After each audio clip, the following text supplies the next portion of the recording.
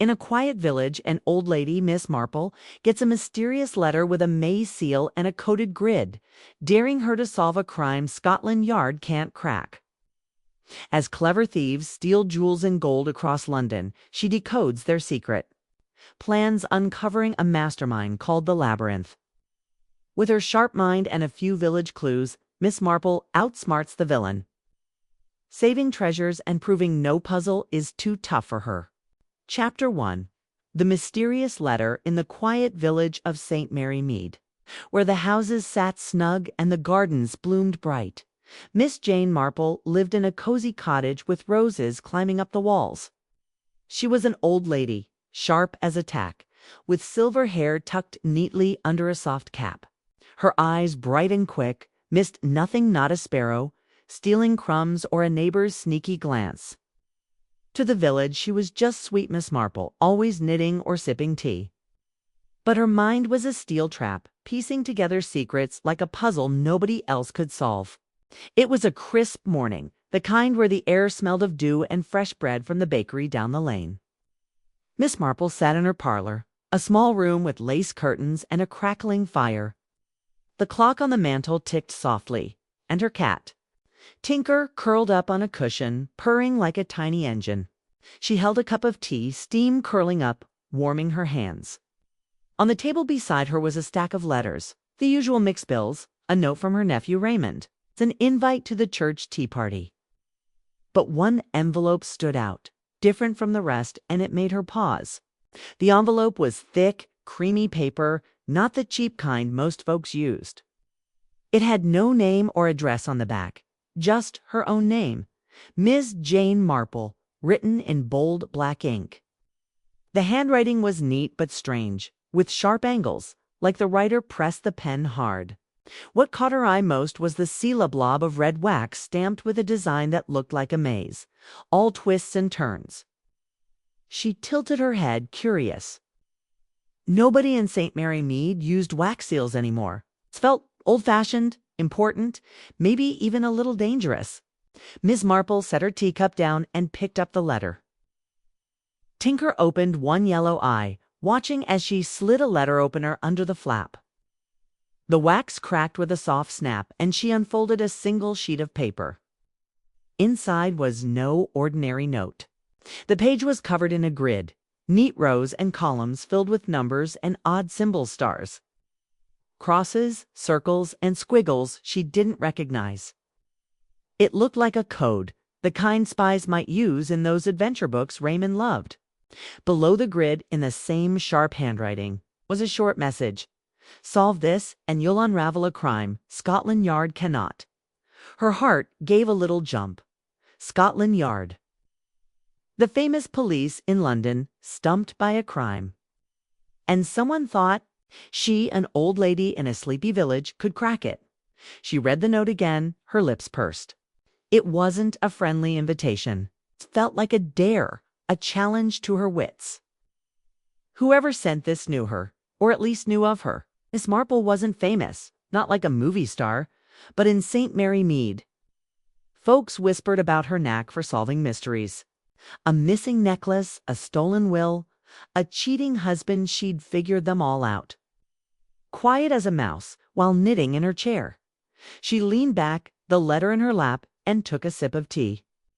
Tinker stretched and hopped onto the table, sniffing the paper. "What do you think, Tinker?" she said softly. "Puzzle, isn't it? And puzzles always have answers." Her voice was calm, but her mind was racing. She loved puzzles, not the jigsaw kind, but the human kind, why people did what they did, what they hid behind their smiles. This code, with its numbers and symbols, was a new kind of puzzle. But she'd bet her best teapot it was tied to people, to their secrets and schemes. Miss Marple stood and walked to the window, looking out at the village. The postman pedaled by on his bicycle, waving to Mrs. Price, who was sweeping her doorstep. Everything seemed peaceful, but that letter felt like a pebble dropped in a pond, ripples spreading where you couldn't see. She wondered who'd sent it. Stranger? Someone from her past. And why her? Scotland Yard had clever men with fancy machines. Why send a code to an old spinster who hadn't left St. Mary Mead in months? She returned to her chair and studied the grid again. The numbers ran from 1 to 25, scattered in no clear order. The symbols repeated, but not evenly. Stars showed up more than crosses, circles more than squiggles. She tapped her finger on the page, thinking. It reminded her of something. Maybe a game from her childhood or a story Raymond once told about wartime spies. Codes like this hid messages, but you needed a key to unlock them. She didn't have a key. Not yet, but she had her brain, and that had always been enough. The clock chimed 10, and Miss Marple realized she'd been staring at the letter for nearly an hour. She folded it carefully and tucked it into her knitting basket under a ball of soft blue wool. Tinker meowed as if to say, asterisk, don't stop now. Patience, dear, she told him. Rushing spoils the broth. She'd learned long ago that mysteries, like good tea, needed time to steep. She'd look at the code again later, with fresh eyes. Maybe after a walk to clear her head, she put on her coat, sensible gray one, and her hat, a neat brim with a single feather. The village was stirring now, shops opening, children scampering to school. Miss Marple locked her door and strolled down the lane, nodding to neighbors. Morning, Miss Marple, called Mr. Hodges, the butcher, as he hung sausages in his window. Fine day, isn't it? She smiled and agreed, but her thoughts were on the letter. She passed the post office where Mrs. Price was sorting mail behind the counter. On a whim, Miss Marple stepped inside. Good morning, Mrs. Price, she said brightly. Busy as ever, I see. Mrs. Price, a plump woman with rosy cheeks, looked up. Oh, Miss Marple, always a rush in the mornings. Did you get your post all right? I did, thank you. Quite an interesting lot today. Miss Marple paused, choosing her words. I don't suppose you noticed anything odd about the letters. One of mine had a peculiar seal. Mrs. Price frowned, thinking. A seal, you say? Like wax? Can't say I did. Most folks just lick the flap these days. But I'll keep an eye out. Was it important? Miss Marple smiled. Oh, just curious. You know how I am. She didn't want to start gossip. Not yet. Mrs. Price was kind, but loved a juicy story. And a mysterious letter would spread like wildfire. Thank you, dear. I'll let you get back to work. She stepped outside, the bell above the door jingling. The post office hadn't given her much, but it was a start. Whoever sent the letter had to get it to St. Mary Mead somehow. Maybe they'd mailed it from London, or maybe they'd been right here, in the village. The thought made her shiver, though the sun was warm. Miss Marple walked on, passing the church with its old stone tower. She thought about Scotland Yard again. Her friend Dermot Craddock worked there, a chief inspector with a good heart and a sharp mind. She'd helped him before, quietly, on cases that baffled his team. Maybe he'd know something about this crime the note mentioned. She decided to write to him, or better yet, visit. London wasn't far by train, and a trip might shake loose some answers. Back home, she hung up her coat and fed Tinker a saucer of milk. The letter was still in her knitting basket, waiting. She took it out and spread it on the table, smoothing the creases. The grid stared back, stubborn and silent. She tried a few. Ideas maybe the numbers stood for letters, A being 1, B being 2, and so on. But that made nonsense words. Maybe the symbols were the key, or maybe the grid was a map, each square a place or a time. Nothing clicked, but she wasn't discouraged. Mysteries were like tangled yarn. You pulled one thread, then another, until the knot came loose. She made a fresh pot of tea and sat down, pencil in hand. She copied the grid onto a clean sheet, marking each symbol carefully. Her eyes flicked to the note again. Asterisk, solve this. And you'll unravel a crime Scotland Yard cannot. Asterisk, the words felt personal, almost taunting. Whoever wrote them believed she could do a tour, hoped she'd fail. Miss Marple didn't like being underestimated. She'd solved harder puzzles than this. It's like the time she figured out who poisoned Mrs. Carter's prize roses, all from a single overheard word at the market. The day passed quietly. She nibbled a biscuit, knitted a few rows, and kept glancing at the grid. By evening, the fire had died to embers, and Tinker was snoring. Miss Marple lit a lamp and tried one more idea. She counted the stars in the grid, 10 of them, scattered unevenly. Then the crosses 7, circles 5. Maybe the numbers weren't letters, but counts, pointing to something else. She wrote down the totals, but they didn't spell anything obvious. Still, it was progress, a tiny step toward the truth. She yawned and stretched, her bones creaking. It was late, nearly midnight. The village was silent outside. The only sound, the hoot of an owl. Miss Marple folded the letter and tucked it away. "Tomorrow," she said to Tinker, who didn't stir. "We'll try again tomorrow." She climbed the stairs to bed, her mind buzzing. The code was a challenge, yes, but also a clue. Someone out there was playing a game, and they'd picked her as the opponent. Miss Marple didn't know who they were or why, but she knew one thing. She wouldn't let them win. As she drifted to sleep, the maze-like seal floated in her mind, twisting and turning. It was more than a decoration, she was sure. It was a hint, a piece of the puzzle. And Miss Jane Marple, with her sharp eyes and sharper mind, was just the woman to figure it out. Chapter 2. The Scotland Yard Connection. The next morning, Miss Jane Marple woke early, the mysterious letter still dancing in her thoughts. The sun peeked through her bedroom curtains, painting the room with soft gold. She stretched her joints, creaking like old floorboards, and glanced at Tinker, her cat sprawled across the quilt. "Up we get, dear," she said, swinging her feet to the floor. Her mind was already on the code, that grid of numbers and symbols. And the bold note about a crime Scotland Yard couldn't solve. She needed answers, and she knew just where to start. Downstairs. She boiled water for tea and toasted a slice of bread, spreading it with a thin layer of butter. The letter sat on the kitchen table, its wax seal glinting like a ruby in the morning light. She didn't open it. Again, she'd memorized every line, every star and cross. Instead, she sipped her tea and planned her day. St. Mary Mead was too small for this kind of mystery. The code, the seal, the taunting note, they pointed to something bigger, something beyond the village's quiet lanes.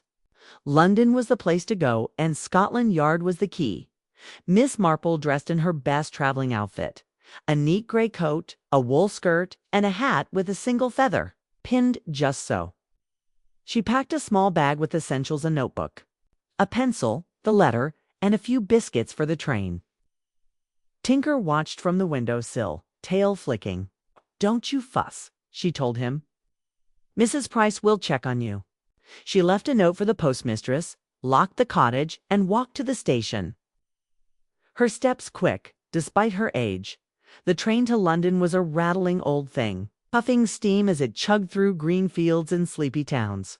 Miss Marple sat by the window, her hands folded in her lap, watching the world blur by.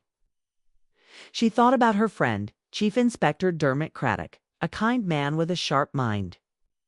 Though he sometimes missed the little things, she'd helped him before, nudging him toward clues in cases that stumped his team. If anyone at Scotland Yard knew about this crime, it would be Dermot. She hoped he'd listen to an old lady with a hunch and a strange letter. The train pulled into Paddington Station. All noise and bustle. Miss Marple stepped onto the platform, dodging porters and passengers. London was a whirlwind compared to St. Mary Mead, taxis honking, people rushing, the air thick with coal smoke. She hailed a cab and gave the driver Scotland Yard's address, settling back as the city rolled past. Her fingers brushed the letter in her bag, its weight a reminder of why she was here at Scotland Yard. The building loomed tall and grim, its stone walls streaked with soot. Miss Marple climbed the steps, her heart beating a little faster. Inside, the lobby was busy, officers in uniforms, clerks shuffling papers, phones ringing. She approached the desk where a young sergeant with a mustache looked up. "Good morning," she said, her voice polite but firm. "I'm here to see Chief Inspector Craddock." Miss Jane Marple. The sergeant raised an eyebrow, probably thinking she was just a nosy old lady. But he checked a ledger, nodded, and led her to a waiting area. "He's in a meeting, ma'am. Won't be long." Miss Marple thanked him and sat on a hard bench. Her bag in her lap, she watched the room, noticing details, the way one officer kept glancing at his watch, the way a clerk fumbled with a file. People were puzzles, and she was good at solving them. After 10 minutes, Dermot Craddock appeared, his face lighting up when he saw her. He was a tall man, nearing 50, with gray at his temples and tired eyes. "Jane," he said, shaking her hand. "What brings you to this madhouse? Come, let's talk in my office." He led her down a hallway, past doors marked with names and titles, to a small room with a desk piled high with papers. A window looked out on a gray courtyard, and a kettle steamed in the corner. "Tea," Dermot offered, already filling 2 cups. Miss Marple smiled. "You know me too well." They sat, and she studied him. He looked worn, his shoulders slumped, like a man carrying too much weight. "You're troubled, Dermot," she said gently. "What's wrong?" He sighed, running a hand through his hair. "You always see right through me. It's a case, Jane, a rotten one. A string of thefts, valuable things, paintings, jewels, antiques stolen from rich folks' homes. No witnesses, no fingerprints, just these blasted coded messages left. At every scene." He opened a drawer and pulled out a thick file, sliding it across the desk. "Our best men can't make heads or tails of them. It's driving me up the wall." Miss Marple's pulse quickened. "Coded messages?" She opened her bag and took out her letter, unfolding it carefully. "Dermot, I received this yesterday. Look."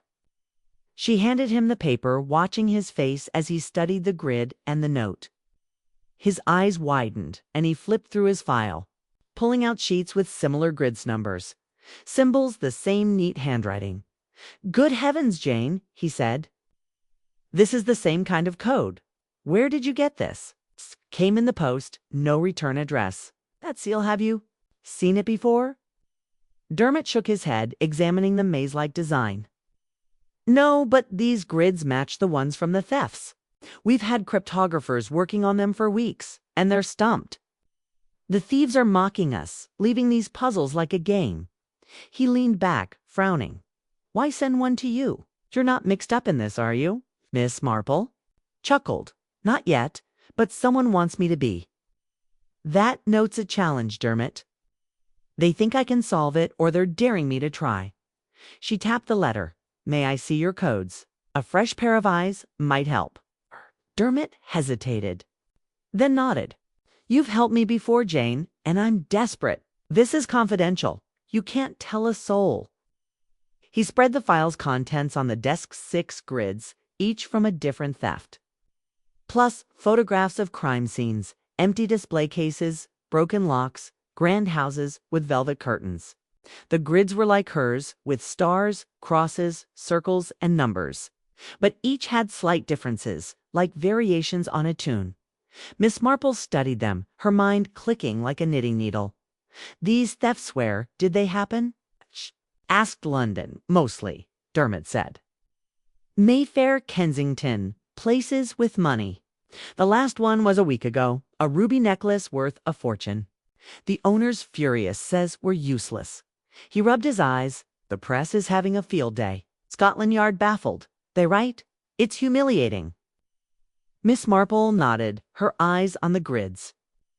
She noticed something, a pattern in the stars, always in the top rows, and the numbers. They never went above 25. It reminded her of a cipher she'd read about in one of Raymond's books, something about letters hidden in numbers. But she needed time to think, to test ideas. "Can I take copies of these?" she asked. "I'll be careful, I promise." Dermot sighed again. "Against my better judgment, yes. But Jane, be cautious. These thieves are clever, and if they know you're involved—" He trailed off, worry in his voice. "I'm always cautious," she said with a smile. "And I'm just an old lady, not worth their trouble." Dermot didn't look convinced, but he made copies of the grids, tucking them into an envelope.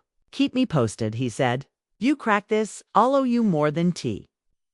They finished their tea, chatting about lighter things his wife, her garden before Miss Marple stood to leave. Dermot walked her to the lobby where the bustle hadn't slowed. "Take the train straight back," he said, "and call me if anything odd happens." "I will," she promised, though she wasn't sure what odd might mean. She stepped into the chilly London air, the envelope heavy in her bag. The cab ride to Paddington was quick, and soon she was on the train again, heading home. Countryside rolled by, but her thoughts were on the codes. 6 thefts, 6 grids, and now her letter 7 puzzles and all. They were connected, she was sure, like threads in a tapestry. But what did they mean, and why her? Back in St. Mary Mead, the village was just as she'd left it. Mrs. Price waved from the post office. And Mr. Hodges was still at his shop, now sweeping the step. Miss Marple unlocked her cottage, where Tinker greeted her with an indignant meow. "Sorry, dear," she said, pouring him some milk. She lit the fire, made a fresh pot of tea, and sat at her dining table, spreading out the copied grids beside her letter. The codes stared back, stubborn as ever. She traced a finger over the stars, counting them across all 7 grids. The numbers varied, but the pattern held stars in the top, crosses in the middle, circles at the bottom. It was like a map or a schedule, maybe instructions for the thieves. She jotted notes in her notebook. Simple things. Asterisk stars equals 10 in grid. 1, 8 in grid. 2. Asterisk. She tried pairing numbers with letters, but it came out gibberish. Still, she wasn't discouraged. Mysteries took time, like waiting for roses to bloom. The clock chimed 6, and Miss Marple realized she was hungry. She warmed some soup, sipping it slowly as she thought. Dermot's worry stuck with her. These thieves were bold, leaving codes to taunt the police. Sending one to her was bolder still. Did they know her from a past case? She'd crossed paths with plenty of crooks, from petty liars to murderers. Or was this random, a test for anyone clever enough to try? She washed her dishes, fed Tinker, and sat by the fire, the grids spread before her. The wax seal on her letter caught the light, its maze design twisting in her mind. It was a clue. She felt it, but how? She closed her eyes, letting her thoughts wander. The codes, the thefts, the seal. They were pieces of a bigger picture. She just needed to find the right thread to pull. As the fire crackled, Miss Marple made a decision. She'd work on the codes here, in her quiet parlor, where she could think clearly. But she'd also keep her eyes open in the village. Whoever sent that letter might be closer than she thought. Tomorrow, she'd visit Mrs. Price again, ask about strangers or odd packages. For now, she tucked the grids away, safe in her knitting basket, and headed to bed. The mystery was waiting, and Miss Marple was ready to meet it head-on. Chapter 3. Patterns in the Parlor. Miss Jane Marple woke to the soft chirping of birds outside her cottage in St. Mary Mead. The morning was cool, with a hint of mist clinging to the roses in her garden. She lay still for a moment, her mind already turning to the mysterious letter and the coded grids from Scotland Yard. They were like a knot she couldn't untie. But she was determined to find the loose end. She swung her legs out of bed, ignoring the ache in her knees, and smiled at Tinker, her cat, who was curled up at the foot of the quilt. "Another day, another puzzle," she said, patting his head. Downstairs, she lit the stove and set a kettle to boil the familiar routine, calming her busy thoughts. The grids, 7 in all, counting her own, were tucked in her knitting basket. But she could see them in her mind, rows of numbers, stars, crosses, and circles, each one a piece of a bigger secret. Her trip to London yesterday had confirmed the stakes. Chief Inspector Dermot Craddock was stumped. Scotland Yard was scrambling. And someone had dared her to solve a crime they couldn't. She buttered a slice of toast, sipped her tea, and decided today would be for thinking, not rushing. After breakfast, Miss Marple cleared her dining table, a sturdy oak piece polished by years of use. She spread out the copied grids from Dermot, placing her own letters grid in the center. Tinker hopped onto a chair, watching with his yellow eyes as she arranged the papers like a map. The grids were similar but not identical, each with its own mix of symbols and numbers. She leaned forward, her glasses slipping down her nose, and studied them closely. The stars stood out, always clustering in the top rows. Crosses favored the middle, circles the bottom. The numbers from 1 to 25 seemed random, but she knew better. Nothing was random in a puzzle this clever. She took a pencil and notebook, jotting down what she saw. Stars, 10 in grid 1, 8 in grid 2, 12 in mine, she murmured, her voice soft. In the quiet parlor, Tinker meowed, as if agreeing. She counted the crosses next 7 in most grids, but only 5 in the fourth. Circles varied too, from 3 to 6. The numbers were trickier, jumping around with no clear pattern. She tried adding them, pairing them, even checking if they spelled words using A1, B equals 2. Nothing worked, but she wasn't discouraged. Mysteries were like her garden. Some seeds took longer to sprout. Miss Marple leaned back, sipping her cooling tea. Her parlor was cozy, with lace curtains letting in dappled light and a fire crackling in the hearth. It was her thinking place, where village gossip and stray clues had often come together to solve a case. She thought about her nephew Raymond, who loved adventure stories. He'd once told her about wartime ciphers, codes used by spies to hide messages. One kind used a grid, like a checkerboard, to turn letters into numbers. Could that be it? It sketched a 5 by 5 square, labeling it with letters A to Y, skipping Z to make it fit. She tested a few numbers from her grid 3, 12, 19, but the results were gibberish. Still, it felt like a step, a nudge toward the truth. The clock on the mantel chimed 11, and Miss Marple stretched her fingers stiff from writing. She stood and walked to the window, looking out at St. Mary Mead. The village was waking up, with children laughing on their way to school and Mr. Hodges, the butcher, waving to a customer. It all seemed so peaceful, but that letter had brought a shadow, a hint of danger from the wider world. She wondered again who'd sent it. Someone who knew her reputation, maybe? Or someone playing a deeper game? The wax seal with its maze design nagged at her. It wasn't just decoration, it was a clue, she was sure. She returned to the table, her eyes drawn to the note on her letter.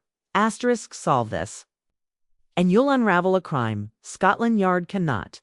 Asterisk, the words were bold, almost mocking. She didn't like being mocked, not by anyone, but it made her more determined. Dermot had said the thefts were big paintings, jewels, antiques, all taken from rich homes in London. The grids were left behind, taunting the police. Per grid. Must be part of the same scheme, but why send it to her? Is it a mistake, or did someone want her to meddle? Miss Marple picked up a grid, holding it to the light as if it might reveal a secret. She noticed something new, a tiny dot in one square, barely visible. She checked the others and found more dots scattered across the grids, always next to a star or cross. Her heart quickened. Now, what's this? She said to Tinker, who flicked his tail. The dots weren't random, they appeared in every grid, but never in the same place. She marked them in her notebook, circling each one. They could be a key or a signal, like breadcrumbs in a fairy tale. She spent the next hour counting and comparing, her pencils scratching softly. The dots totaled 15 across all 7 grids, with no clear pattern. She tried pairing them with numbers, then symbols, but nothing clicked. Still, the dots were a discovery, a crack in the code's armor. She leaned back, satisfied. Progress, even small, was progress. She thought of her roses. Sometimes you pruned and waited, and only later did the blooms come. By noon, Miss Marple's stomach growled. She made a sandwich cheese and a bit of pickle and ate at the table. The grids still spread out. Tinker begged for a crumb, and she obliged, chuckling. "You're no help, you know," she said, scratching his ears. Her mind wandered to the village, to the post office where her letter had arrived. Mrs. Price hadn't noticed anything odd, but maybe she'd missed something. Miss Marple decided to visit later, after she'd done more work on the codes. Walk might clear her head, and village chatter often hid useful tidbits. She returned to the grids, trying a new angle. What if the numbers weren't letters, but dates? The thefts had happened over weeks, Dermot said. She wrote down the dates he'd mentioned, matching them to the grids. Grid 1 was from a theft on March 10th, Grid 2 from March 15th. Her letter had no date, but it arrived yesterday, April 4th. She checked the numbers, some matched the days, like 10 and 15, but others didn't. It was a long shot, but it gave her an idea. Maybe the grids were instructions telling the thieves when and where to strike. Her grid could be for a future theft, one Scotland Yard didn't know about yet. The thought sent a shiver down her spine. If she was right, the code wasn't just a puzzle, it was a warning.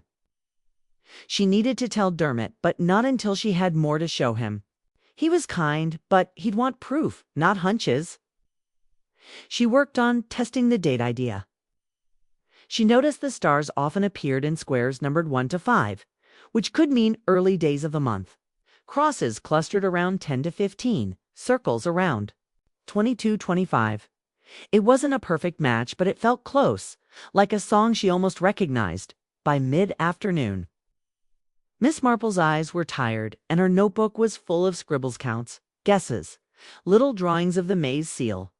She stood and stretched, her back creaking. The fire had died to embers, and the parlor was chilly. She added a log, poking it until flames leaped up, then made fresh tea. Tinker followed her to the kitchen, hoping for a treat. "Greedy thing," she said, tossing him a bit of cheese as the kettle whistled. Miss Marple thought about the village again. St. Mary Mead was small, but it wasn't cut off. Strangers passed through, delivery men, travelers, even the odd tourist. Someone could have dropped that letter at the post office or mailed it from nearby. She needed to ask Mrs. Price about wax seals or anything unusual in the post. The postmistress loved to chat, and her memory was sharp when you asked the right questions. Miss Marple sat with her tea, the grid still calling. She tried one more. Idea inspired by Raymond's spy stories. What if the symbols stood for places, not letters? Stars for London, crosses for a house, circles for a time. She tested it using the theft locations Dermot had, shared Mayfair, Kensington, Chelsea. But the grids didn't line up neatly, and she sighed. "Patience, Jane," she told herself. "You're close." The clock struck 4, and Miss Marple decided to take that walk. She tidied the grids, tucking them back in her basket, and put on her coat and hat. The village was quiet now, the school children gone home, the shops winding down. She locked the cottage and strolled toward the post office, her mind buzzing. The air was fresh, smelling of grass and wood smoke, and it sharpened her thoughts. She passed the church, its bell tower standing tall, and waved to Mr. Hodges, who was closing his shop. At the post office, Mrs. Price was behind the counter sorting stamps. "Miss Marple," she said, smiling, "twice in 2 days. What's got you out and about?" "Stretching my legs," Miss Marple said, leaning on the counter. "I was thinking about that letter with the wax seal. Have you seen any others like it? Or maybe a stranger mailing something odd?" Mrs. Price frowned, tapping her chin. "Can't say I have. Wax seals are rare these days. But now you mention it. There was a fellow last week, dropping off a package. Didn't talk much, just paid and left. The package had a funny seal, like a swirl or something. Didn't think much of it till now." Miss Marple's heart skipped. "A swirl, you say? Like a maze?" "Maybe," Mrs. Price said. "Hard to tell. It went to London, I think. I could check the ledger if you like." "Would you, dear?" Miss Marple said, keeping her voice light. "I'm just curious." Mrs. Price nodded and flipped through a book, muttering. "Here it is, package to a London address, East End. No name, just a street, sealed with red wax. That's all I've got." "Thank you," Miss Marple said. her mind racing. The East End wasn't Mayfair, but it was a lead. She chatted a bit longer, not wanting to seem too eager, then said goodbye and headed home.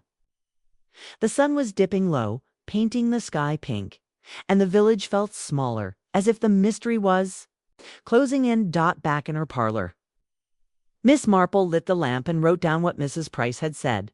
Package, East End, red wax, May's seal. It matched her letter too closely to be chance. She needed to tell Dermot about this London address. It could be where the thieves hid, or where they planned their next move. She sat at the table, the grids glowing in the lamplight, and worked on them until midnight, her pencil never stopping. The dots, the stars, the dates, they were talking to her. She could feel it. She just needed to listen harder. As she climbed into bed, Tinker at her side, Miss Marple felt a spark of excitement. The code was tough, but she was tougher. Tomorrow, she'd call Dermot and keep pulling at the threads. The truth was out there, waiting, and Miss Marple was ready to find it. Chapter 4. The Village Clue. Miss Jane Marple woke to the gentle patter of rain on her cottage roof, a soft rhythm that matched the ticking of her parlor clock. The air was damp, carrying the earthy scent of wet roses through her open window. She lay still, her mind already on the coded grids spread across her dining table downstairs. Yesterday's visit to the post office had given her a new piece of the Pazula stranger mailing. The package with a maze-like wax seal sent to a London address in the East End. It was a thread. Thin but strong, and she meant to follow it. She smiled at Tinker, her cat, who was stretching lazily on the quilt. "Time to get moving, dear," she said, easing out of bed. "Downstairs." She lit the stove and boiled water for tea, her hands moving automatically while her thoughts raced. The grids, 7 of them, including her own, were stubborn, their numbers, and symbols refusing to spill their secrets. But the clue from Mrs. Price, the postmistress, felt like a crack in the mystery's wall. A package with a seal like her letters wasn't coincidence. Someone, somewhere, was tying St. Mary Mead to the London Thefts Chief Inspector Dermot Craddock was chasing. She buttered toast, fed Tinker a scrap, and sat at the table, pulling her notebook close. Today she'd dig deeper in the village. And in the codes, Miss Marple sipped her tea, the steam warming her face, and reviewed her notes. The grids had patterned stars in the top rows, crosses in the middle, circles at the bottom, with tiny dots scattered like hidden stars. She'd counted them, tested them as dates or letters, but nothing unlocked the message. Her letters note, "Solve this, and you'll unravel a crime. Scotland Yard cannot," still stung like a challenge. The East End address was a new lead, but she needed more. St. Mary Mead was small, but its people noticed things, especially when you asked the right way. She decided to walk the village, talk to neighbors, and see what else she could uncover. She dressed warmly, a wool coat, a scarf, and her trusty hat with its single feather. The rain had slowed to a drizzle, perfect for a stroll. She tucked her notebook and a pencil in her bag, left the grids in her knitting basket, and locked the cottage. Tinker meowed from the windowsill, annoyed at being left behind. "You'll survive," she told him, smiling. The village was quiet, its cobblestone lanes slick with rain, the air fresh and clean. She passed the bakery, where the smell of fresh bread wafted out, and waved to Mr. Hodges, the butcher, who was scrubbing his shop step. Her first stop was the post office, where Mrs. Price was sorting letters behind the counter. The bell jingled as Miss Marple stepped inside, shaking rain from her umbrella.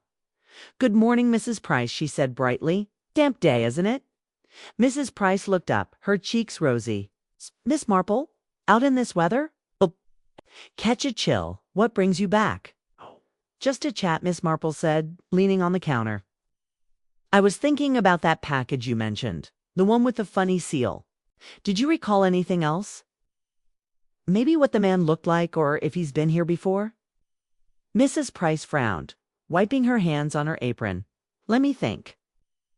He was tall, I'd say, with a dark coat and a hat pulled low. Didn't see his face clear, kept his head down, spoke quick like he was in a hurry." I don't think he's a regular, but you know how folks pass through. Why are you so curious? Miss Marple smiled, keeping her tone light. You know me, always noticing. Little things. That seal stuck in my mind. Did he say anything odd? Or maybe mail something else? Mrs. Price shook her head. Not that I recall. It's just the one package to that East End address. I wrote it down here. She opened her ledger, pointing to a line, asterisk 12 Miller Street.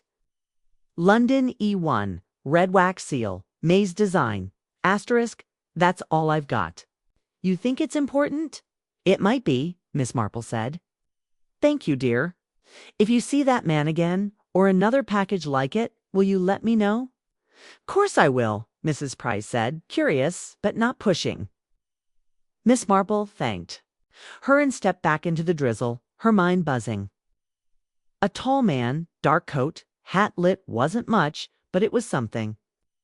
The East End address was solid, a place to point Dermot toward. She jotted it in her notebook, underlining Miller Street. The Mays seal tied it to her letter and maybe to the thefts.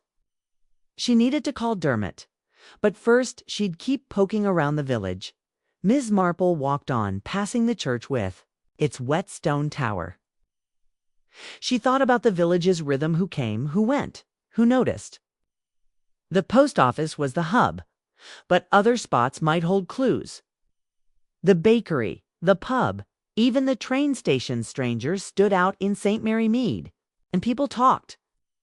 She headed to the bakery where Mrs. Turner was stacking loaves behind the counter. The shop was warm, smelling of yeast and sugar. And Miss Marple bought a scone to soften her questions. Morning, Mrs. Turner, she said, nibbling the scone. Have you seen any new faces lately? Someone passing through? Maybe mailing something? At the post office.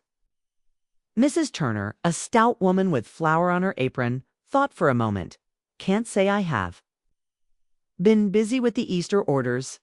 But old Mr. Gibbs mentioned a man at the station last week, waiting for the London train. Said he looked out of place, all bundled up in a fancy coat. Didn't talk to nobody, just stood there. Miss Marple's heart quickened. A fancy coat. Did Mr. Gibbs say anything else? Not much, Mrs. Turner said. You'd have to ask him. He's usually at the pub by noon, telling his stories. She chuckled. Why all the questions, Miss Marple? You onto something? It's just my nosy nature, Miss Marple said, smiling. She finished her scone, thanked Mrs. Turner, and stepped outside. The rain had stopped, leaving puddles that reflected the gray sky. Mr. Gibbs, the village's oldest gossip, was her next stop. He was a retired farmer, sharp despite his years, and he loved watching the world from the pub's window. If anyone had seen a stranger, it was him. The pub, the Blue Boar, was a low building with ivy on its walls. Inside, it was dim and cozy, smelling of ale and wood smoke.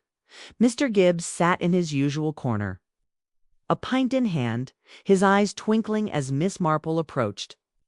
Well, if it ain't Miss Marple, he said, his voice gravelly. What's got you? Here on a wet day. Good to see you, Mr. Gibbs, she said, sitting across from him. I hear you saw a man at the station last week. Mrs. Turner mentioned he looked odd. Can you tell me more? Mr. Gibbs grinned, loving the attention. I saw him. Tall fella, dark coat, hat pulled down like he didn't want to be seen. Stood by the platform, checking his watch. Had a parcel under his arm wrapped in brown paper. Didn't board the train. They'll just waited till it left, then walked off toward the woods.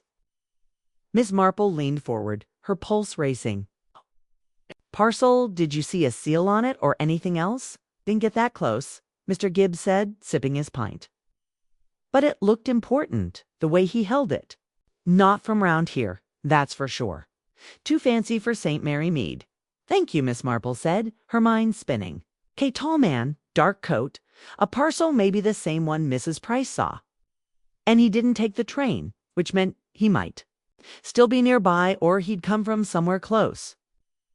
She chatted with Mr. Gibbs a bit longer, steering him to village gossip to avoid suspicion.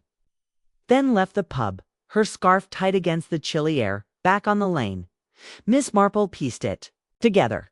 A stranger, a parcel with a Mays seal, an East End address, at all pointed to the thefts.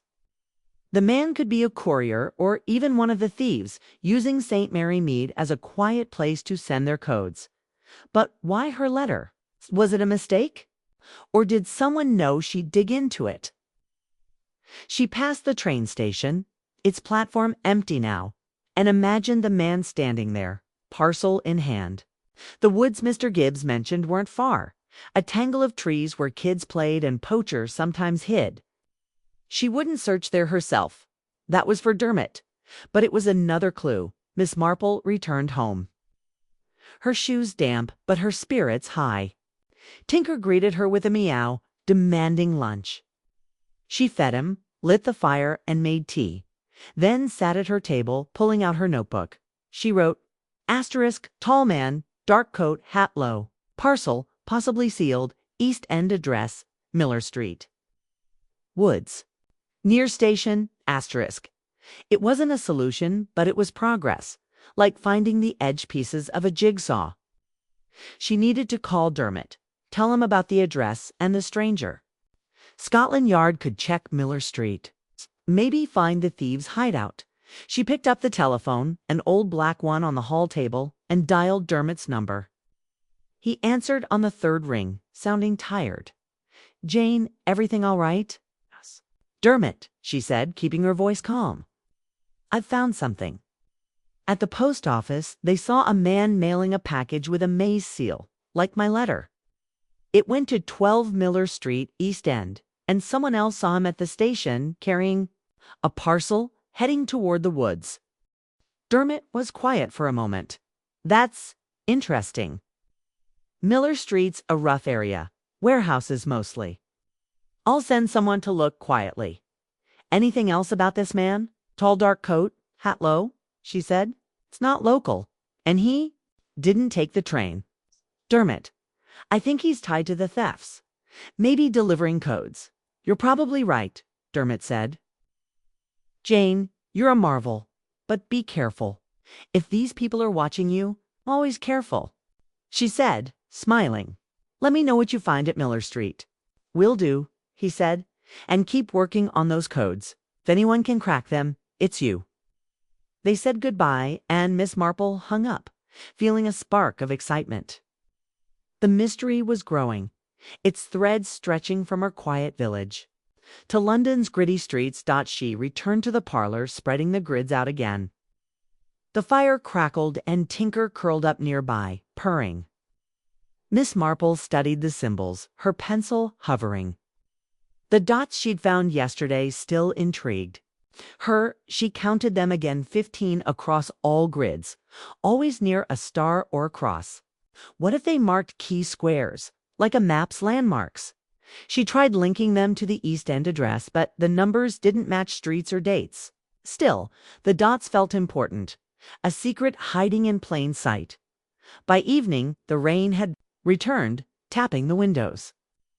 Miss Marple made a simple supper soup and bread and date at the table, the grids never far from her thoughts. She tried a new idea. What if the symbols were people, not places? Stars for the leader, crosses for thieves, circles for victims.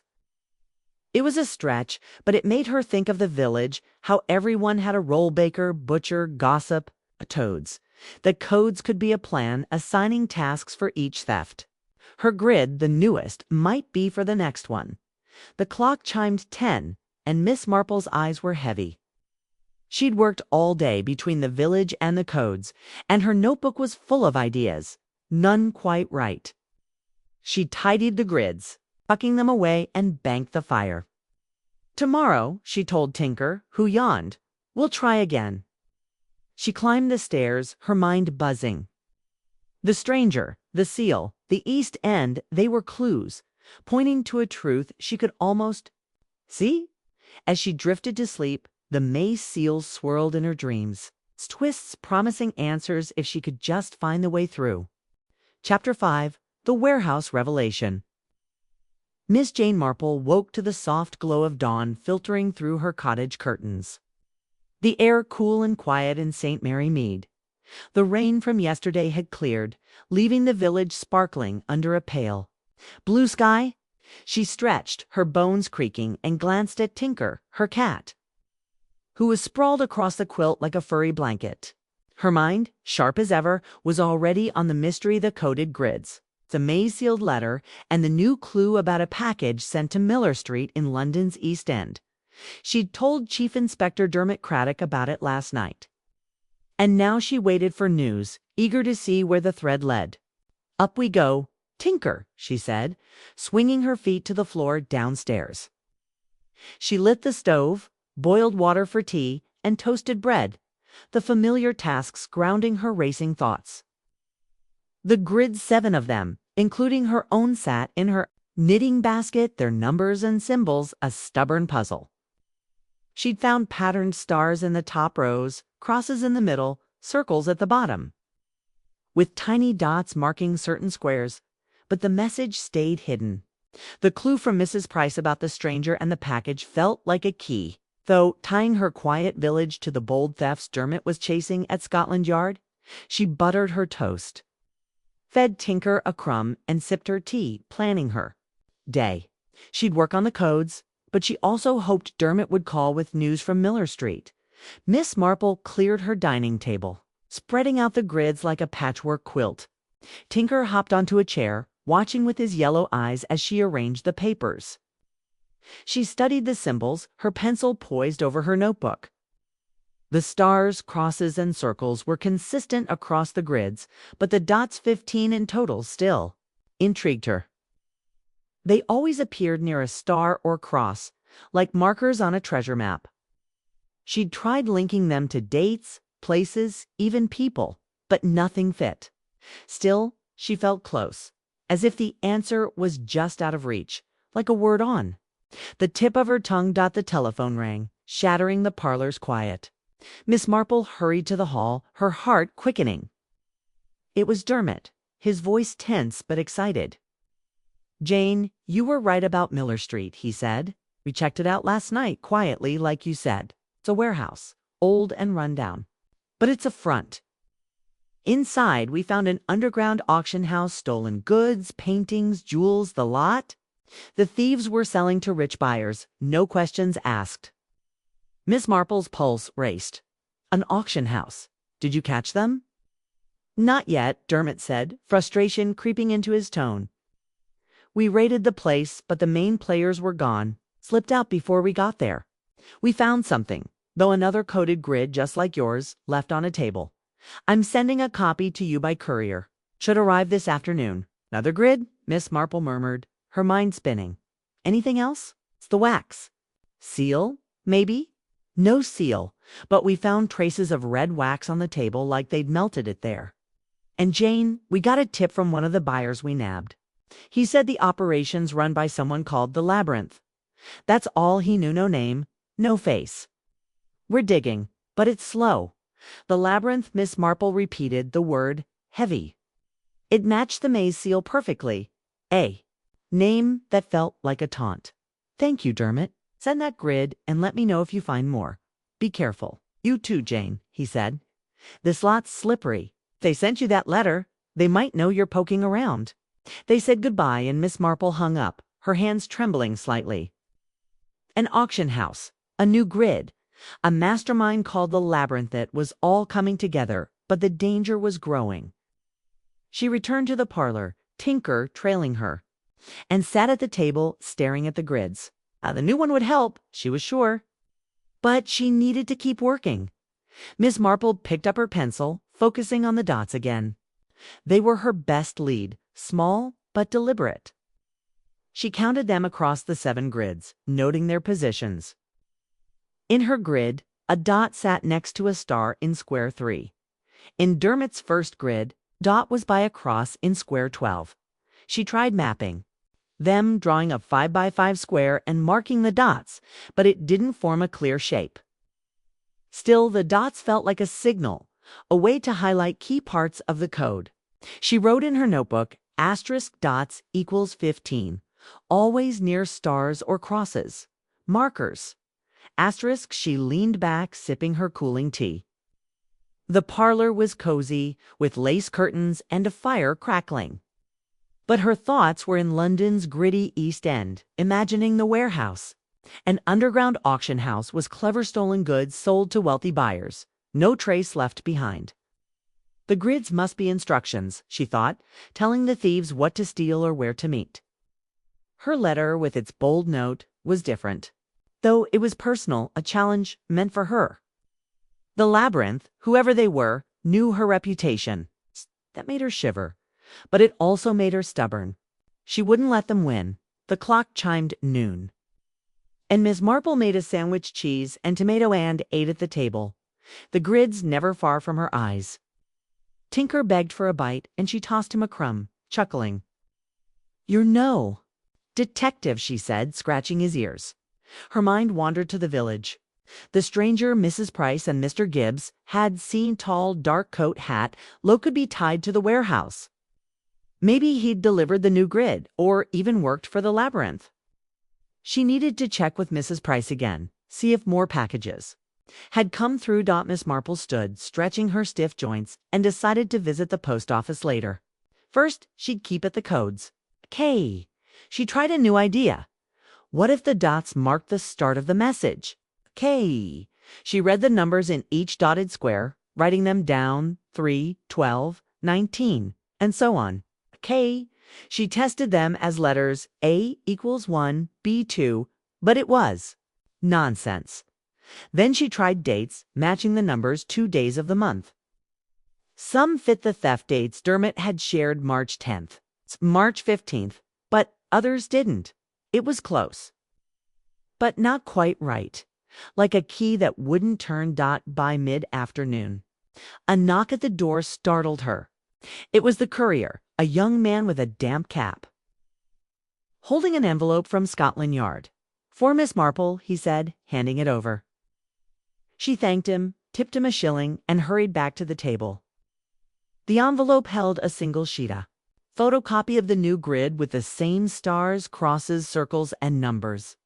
"Phil?" She laid it beside the others, her heart pounding. This grid had 11 stars, 6 crosses, 4 circles, and 3 dots. One by a star in square 7. It was fresher. Maybe for a theft that hadn't happened yet. Miss Marple studied the new grid, comparing it to hers. The dots were still the key. She felt it. She counted them across all 8 grids, now 18 in total.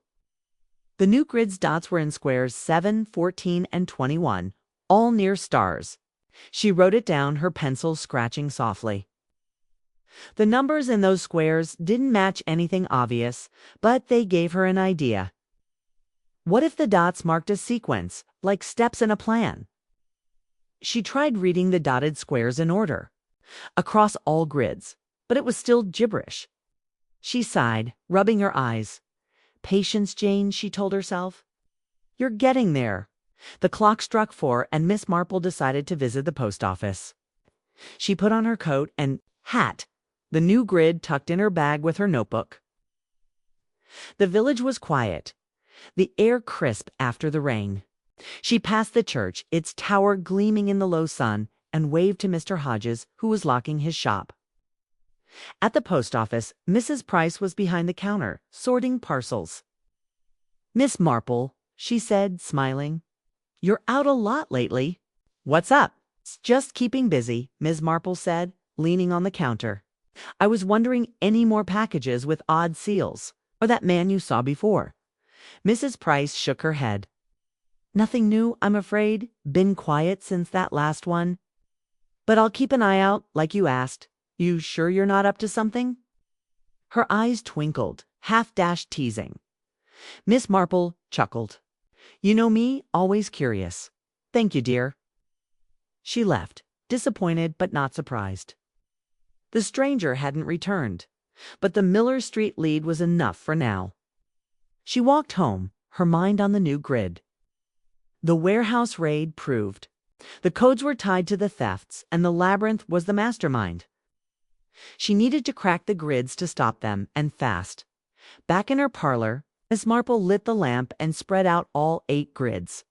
The fire crackled, and Tinker curled up nearby, purring. She studied the new grid. Noticing a slight change, the stars were more scattered, not just in the top rows. It felt urgent, like a plan in motion. She tried linking the dots to the auction. Dates Dermot had mentioned, but the numbers didn't align. Then she had a thought. What if the grids were a timetable with dots marking key actions? Stars for thefts, crosses for deliveries, circles for sales. Her grid and the new one could be for future moves. She worked on testing the idea. The dots in her grid squares 3, 8, 16 had numbers 5, 12, 20. In the new grid, dots in squares 7, 14, 21 had numbers 9, 17, 23. She wrote them down looking for a pattern. They could be dates or times or even places. She thought of Miller Street, the warehouse, the auction house. The numbers didn't match streets, but they might be codes for items, paintings, jewels, antiques. It was a guess, but it felt right, like a stitch fitting into place. By evening, Miss Marple was tired, her notebook full of scribbles. She made soup for supper, sipping it at the table, the grids glowing in the lamplight. The labyrinth was clever, hiding their plans in these codes, but she was clever too. She thought about her next step. Dermot was checking Miller Street, but she needed help with the codes. An old friend, Professor Langley, lived near Bayet, retired cryptographer who loved puzzles. He might see something she'd missed. She decided to visit him tomorrow, show him the grids, and get his insight. The clock chimed 10, and Miss Marple tidied the grids, tucking them away. She banked the fire-fed tinker and climbed to bed, her mind buzzing. The warehouse, the new grid, the labyrinth, they were pieces of a bigger picture, and she was closing in. As she drifted to sleep, the maze seal floated in her dreams, its twists promising answers. Miss Marple was ready to unravel them, one thread at a time. Chapter 6. The Cryptographer's Insight. Miss Jane Marple woke to the soft chirping of sparrows outside her cottage in St. Mary Mead, the morning bright and crisp. Sunlight spilled through her bedroom curtains, warming the quilt where Tinker, her cat, lay curled in a furry ball. Her mind, sharp as a new pin, was already on the mystery, the coded grids. The maze-sealed letter and the news from Chief Inspector Dermot Craddock about the East End warehouse. The raid had uncovered an underground auction house and a new grid, but the mastermind called the Labyrinth had slipped away. Today, she'd visit Professor Langley, a retired cryptographer, to crack the codes. Time to get to work. Tinker, she said, easing out of bed. Downstairs, she lit the stove, boiled water for tea, and toasted bread, the familiar tasks calming her busy thoughts. The 8 grid 7 from Scotland Yard, one from her letter, sat. In her knitting basket, their stars, crosses, circles, and dots, a stubborn puzzle. The new grid from the warehouse was fresh, maybe for a theft yet to come. She'd told Dermot about the Miller Street address and the stranger seen in the village. And now she needed to unlock the codes to stop the labyrinth. She buttered her toast, tossed Tinker a crumb, and sipped her tea, planning her morning. Professor Langley lived just outside the village, and his sharp mind might see what she'd missed. Miss Marple cleared her dining table, spreading out the grids like a map. Tinker hopped onto a chair, watching with his yellow eyes as she studied the symbols. The stars clustered in the top rows, crosses in the middle, circles at the bottom. With 18 dots scattered across all 8 grids, always near a star or cross. She'd tried them as dates, letters, even places, but nothing fit.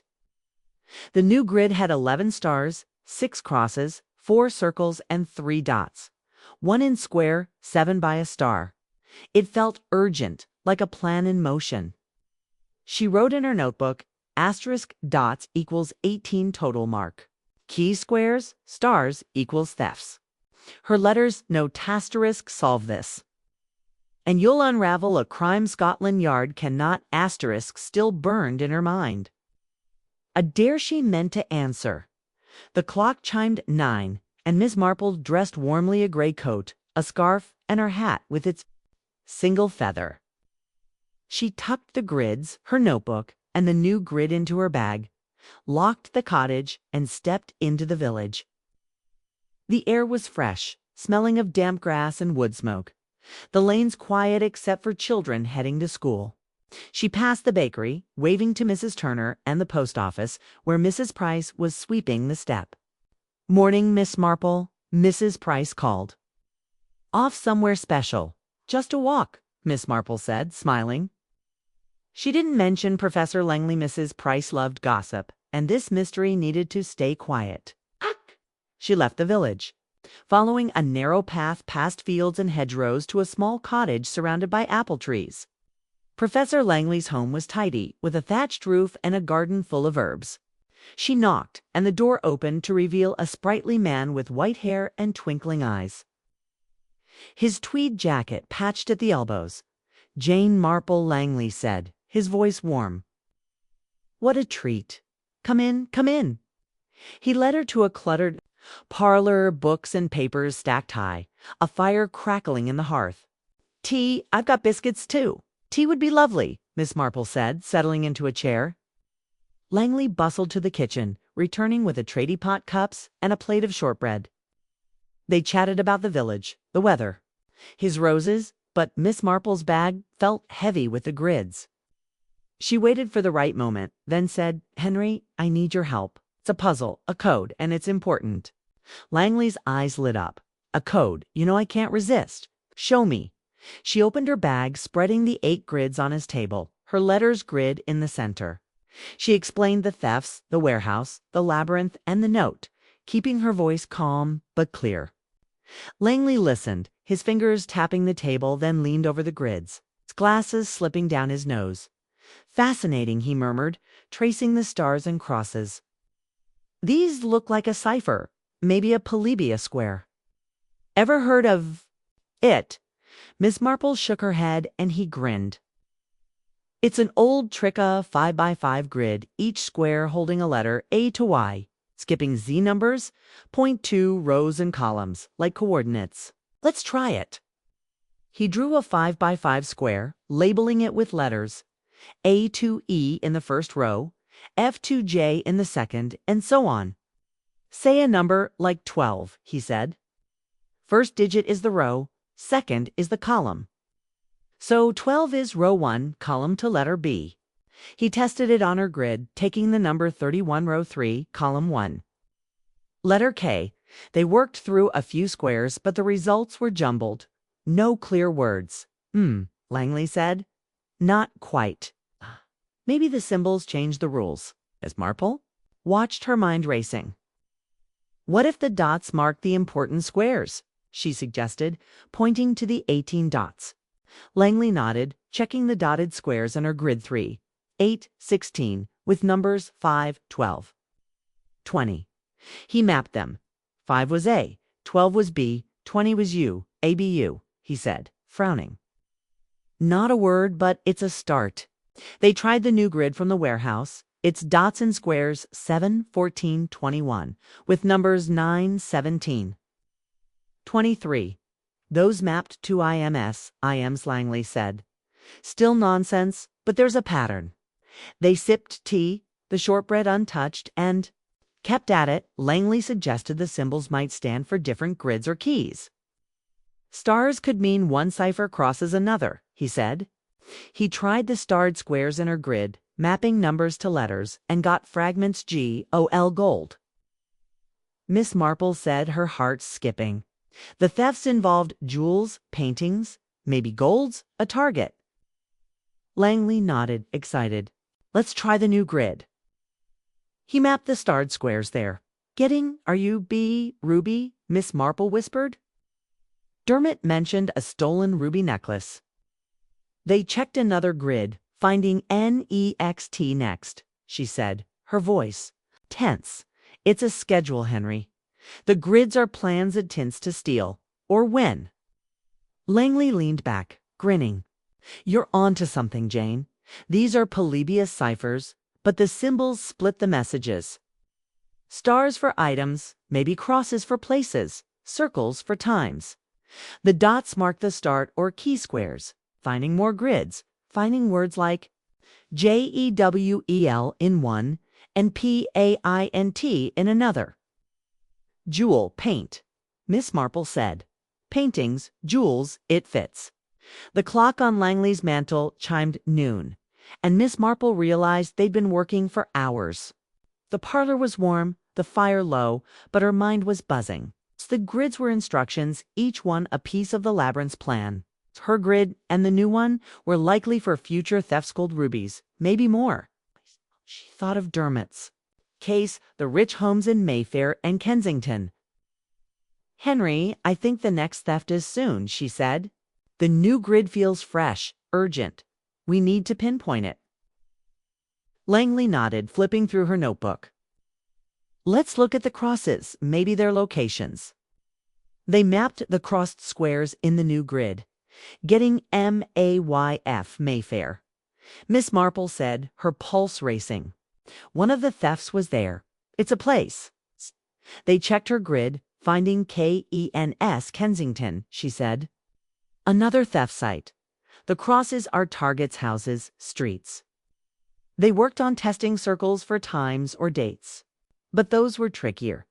Giving numbers like 7, 14, 21. Could be days of the month, Langley said, or hours. Miss Marple thought of the auction house. The new grid's ruby message, with Mayfair in the crosses, suggested a theft plan there, maybe soon. She remembered a gala in Mayfair, mentioned in the village papery jewel display, set for 3 days from now. Henry, there's a gala in Mayfair with jewels on show. It's a perfect target. Langley's eyes widened. Do you think that's it? The next theft, I do, she said, her voice firm. We need to tell Dermot. He can.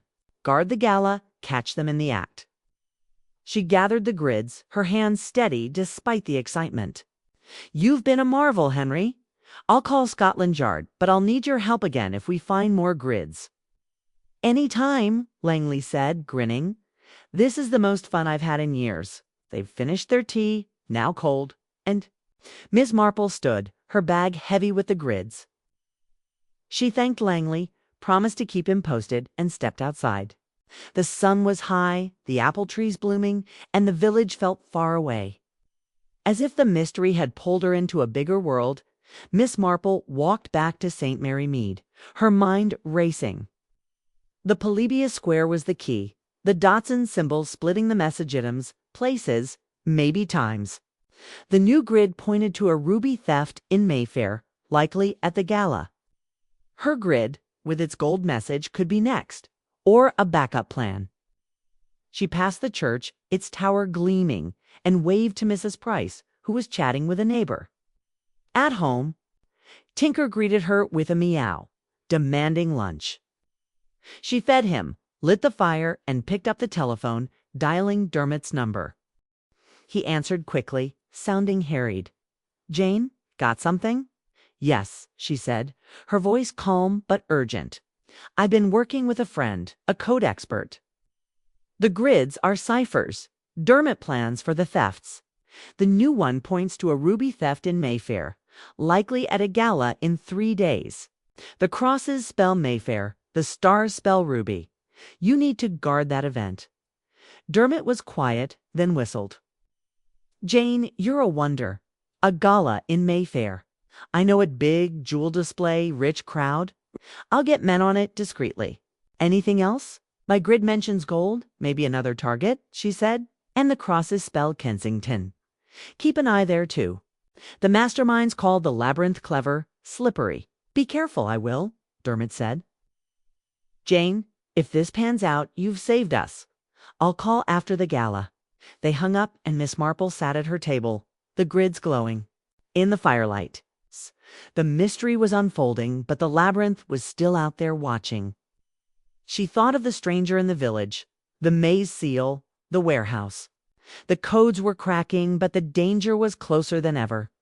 Miss Marple made soup for supper, sipping it slowly, her eyes on the grids. She worked on the circles, testing them as time 7 could mean 7 p.m. 14 as 2 p.m., but it was guesswork. The gala was the priority, a chance to catch the thieves.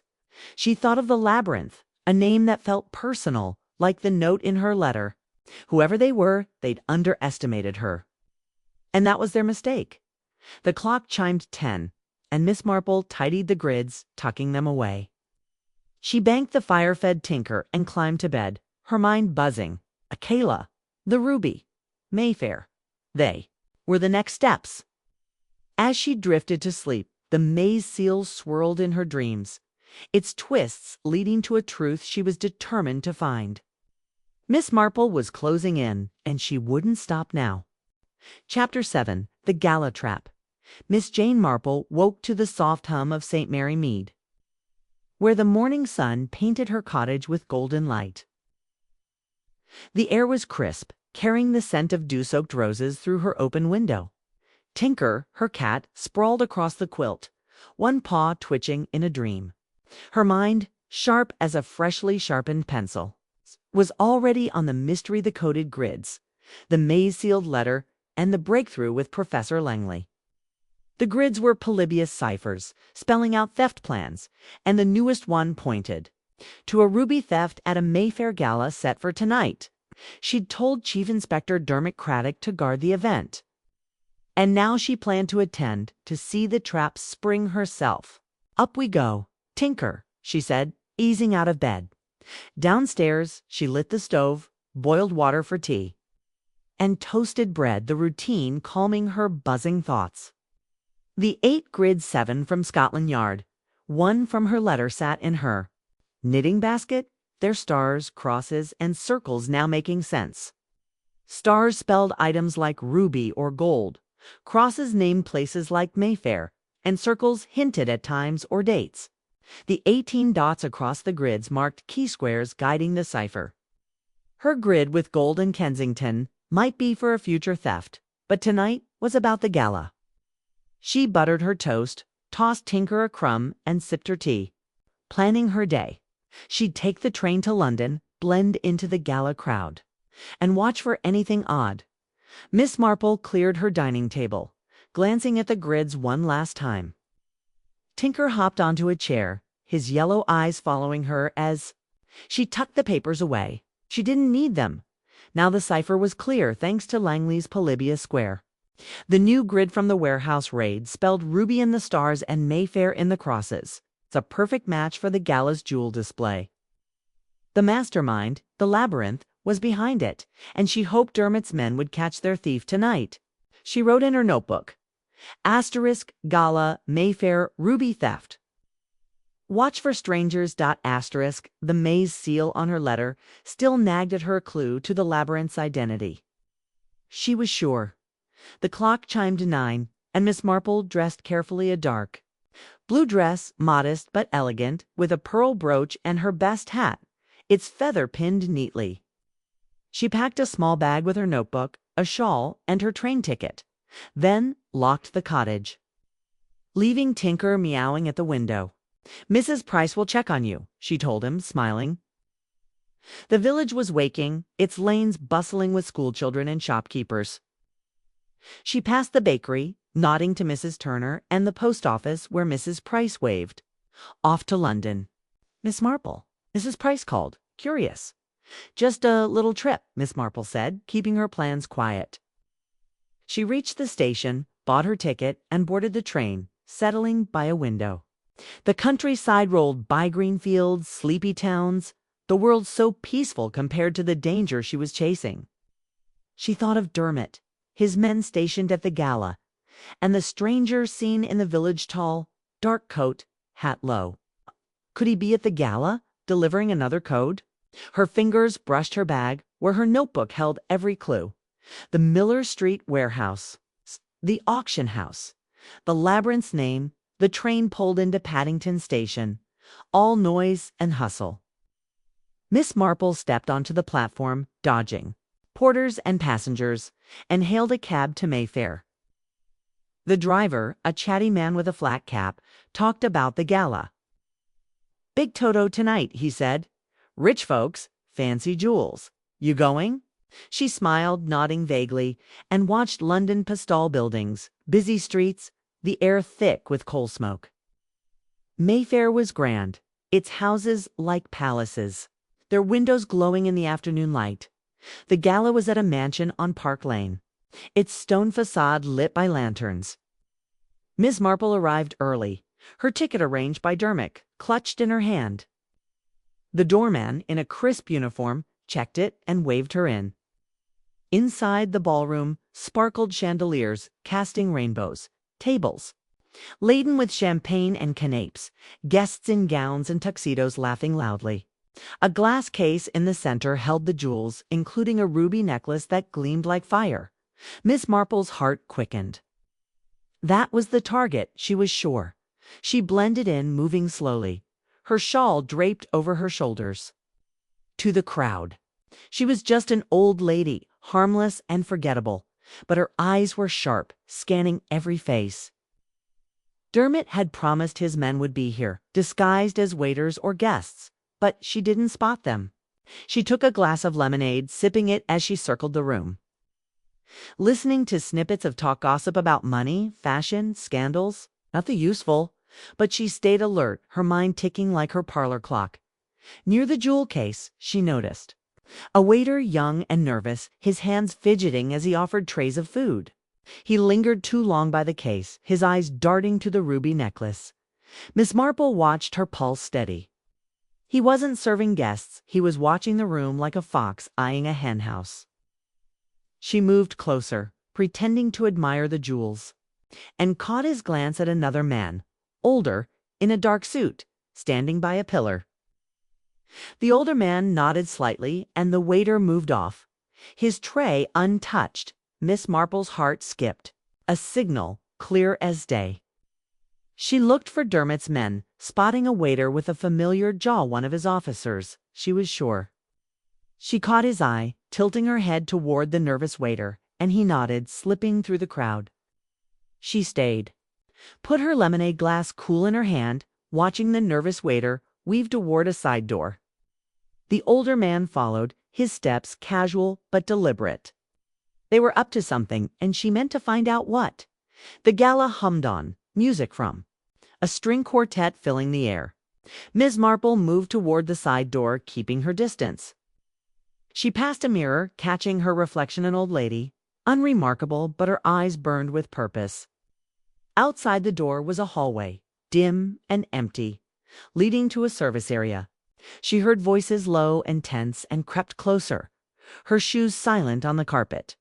The nervous waiter was talking to the older man, their words sharp. "It's set for midnight," the waiter whispered. "The guard changes then. You got the code?" "In my pocket," the older man said, patting his jacket. "Don't mess this up, lad. The boss won't forgive mistakes." Miss Marple's breath caught. A code, another grid. She pressed against the wall, listening. The waiter muttered something about a back exit. Then footsteps echoed, they were moving. She peeked around the corner, seeing them slip into a stairwell. She couldn't follow, not without being seen, but she'd heard enough. Midnight, a guard. Change, a new code. It was the theft, planned to the minute. She returned to the ballroom, her mind racing. Dermot needed to know now. She scanned the crowd, spotting the officer waiter near the jewel case. She approached, pretending to drop her shawl, and whispered as he helped her. The thefts at midnight by the back exit. Two men, a young waiter, nervous, and an older man in a dark suit. They have a new code. The officer nodded, his face blank but his eyes alert. "Got it, ma'am? Stay safe." He moved off, signaling another man, and Miss Marple felt a rush of relief. Dermot's team was on it. She found a chair near the edge of the room, her legs tired, and watched the jewel case. The ruby necklace glowed, tempting as a flame. Clock on the wall read 10:30, less than 2 hours to go. The gala grew louder, guests dancing and laughing, unaware of the drama unfolding. Miss Marple stayed vigilant, her eyes flicking to the nervous waiter, now back in the crowd, serving drinks with forced calm. The older man was gone, maybe preparing the theft. She thought of the labyrinth, the mastermind behind the codes. Were they here, watching? The maze seal on her letter felt like their signature. A taunt she was determined to answer at 11:45. The officer-waiter passed her, whispering, "We're ready." "Stay back." Miss Marple nodded, her heart pounding. She moved closer to the jewel case, blending with a group admiring the display. The nervous waiter was nearby, his hands shaking as he offered a tray. Suddenly, a shout rang out Dermot's men, bursting from the side door, grabbing the waiter. He struggled, dropping his tray, and the crowd gasped, glasses clattering. The older man appeared, running for the back exit, but two officers tackled him, pinning him to the floor. Ms. Marple watched, her breath steady. The trap had sprung. Dermot emerged, his face grim but satisfied, directing his men. The nervous waiter was cuffed, his eyes wide with panic, and the older man cursed, his dark suit rumpled. Dermot approached Miss Marple, his voice low. "Jane, you were right. We got them before they touched the case. Found this on the waiter." He held up a folded paper, a new grid, identical in style to hers, with stars, crosses, and dots. "Another code," she said, her voice soft. "Did they say anything?" "The waiter's talking already," Dermot said. "Says he's just a courier, hired to pass codes and watch the gala." The older man's tighter-lipped, "But we'll crack him. They work for someone called the Labyrinth, but neither knows who it is. Low level. Both of them." Miss Marple nodded, her mind racing. "The grid I see it later." "I'll send a copy," Dermot said. "Jane, you've done it again. That ruby's safe because of you." He smiled, but his eyes were worried. "Go home. Rest. This isn't over." "I know," she said, her voice firm. Left the gala. The night air cool on her face, and took a cab to Paddington, catching the last train to St. Mary Mead. The carriage was quiet, the countryside dark outside. She thought of the waiter, the older man, the new grid. The Labyrinth was still out. Their plan disrupted, but not broken. Her letter with its maze seal felt heavier than ever, a personal challenge she couldn't ignore. Back in her cottage, Tinker greeted her with an indignant meow. She fed him, lit the fire, and made tea, her hands steady despite the nights. Excitement? The parlor was warm, the clock ticking softly. She sat at her table, her notebook open, and wrote, "Gala, ruby theft stopped. 2 men caught. New grid found." The Labyrinth still free. The codes were unraveling, but the mastermind was a shadow, always one step ahead. Miss Marple sipped her tea, the fire crackling. The waiter's words low-level hired meant. The Labyrinth used others to do their work, staying hidden. The maze seal was their mark, a clue to their mind. She thought of her grid with gold in Kensington. Was it the next target, or a decoy? She needed the new grid from Dermot to be sure. For now, she'd rest, but tomorrow she'd visit Langley again. Keep pulling the threads. The clock chimed 2, and Miss Marple tidied her notebook, tucking it away. She banked the fire, fed Tinker a last treat, and climbed to bed, her mind buzzing. The gala had been a victory, but the Labyrinth was still playing their game. As she drifted to sleep, the maze seal swirled in her dreams, its twists leading to a truth she was determined to find. Miss Marple was closer than ever, and she wouldn't stop now. Chapter 8. Unmasking the Labyrinth. Miss Jane Marple woke to the gentle rustle of leaves outside her cottage in St. Mary Mead, where the morning sun cast long shadows across her bedroom. The air was cool, smelling of damp earth and roses, a quiet contrast to the excitement of last night's Mayfair gala. Tinker, her cat, lay sprawled across the quilt, purring softly. Her mind, sharp as ever, was already on the mystery of the coded grids, the maze-sealed letter, and the trap that had caught 2 thieves, but not the mastermind, the Labyrinth. The gala had been a victory, but the new grid found on the waiter and the name the Labyrinth kept her restless. Today she'd dig deeper, chasing the shadow behind the codes. "Up we go, Tinker," she said, easing out of bed.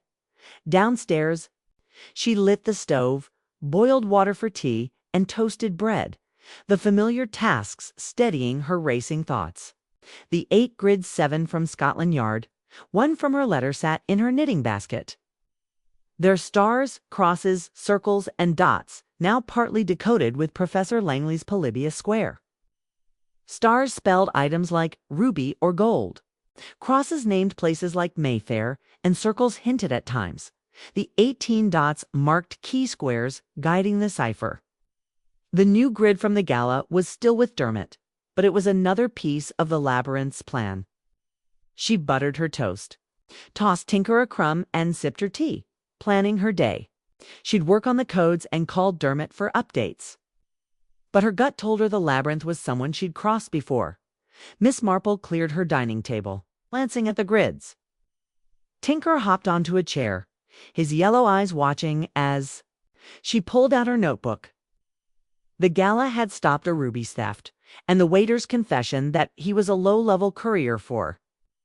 The labyrinth meant the mastermind used others to stay hidden. The maze seal on her letter felt personal, a taunt from someone who knew her knack for solving mysteries. She wrote *gala success to caught new grid. The labyrinth knows me. The name the labyrinth echoed in her mind, stirring memories of past cases. She needed to think, to connect the dots not just in the grids, but in her own history. The clock chimed 9. And Miss Marple, dressed in a simple wool dress and her gray coat, her hat pinned neatly. She tucked her notebook in her bag, left the grids in the basket, and locked the cottage, Tinker meowing at the window. "Be good," she told him, smiling. The village was quiet, its lanes sparkling after last night's rain. She passed the bakery, nodding to Mrs. Turner, and the post office where Mrs. Price was sorting mail.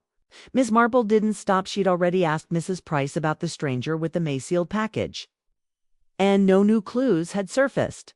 Instead, she headed home to think, her mind on the labyrinth's identity. Back in her parlor, Miss Marple lit the fire and made fresh tea, settling at the table with her notebook. She thought about the letters note * solve this, and you'll unravel a crime Scotland Yard cannot. * it wasn't just a challenge, was personal, aimed at her. The labyrinth had sent the grid to St. Mary Mead, to her cottage, knowing she'd take the bait. She closed her eyes, letting her mind wander through old cases.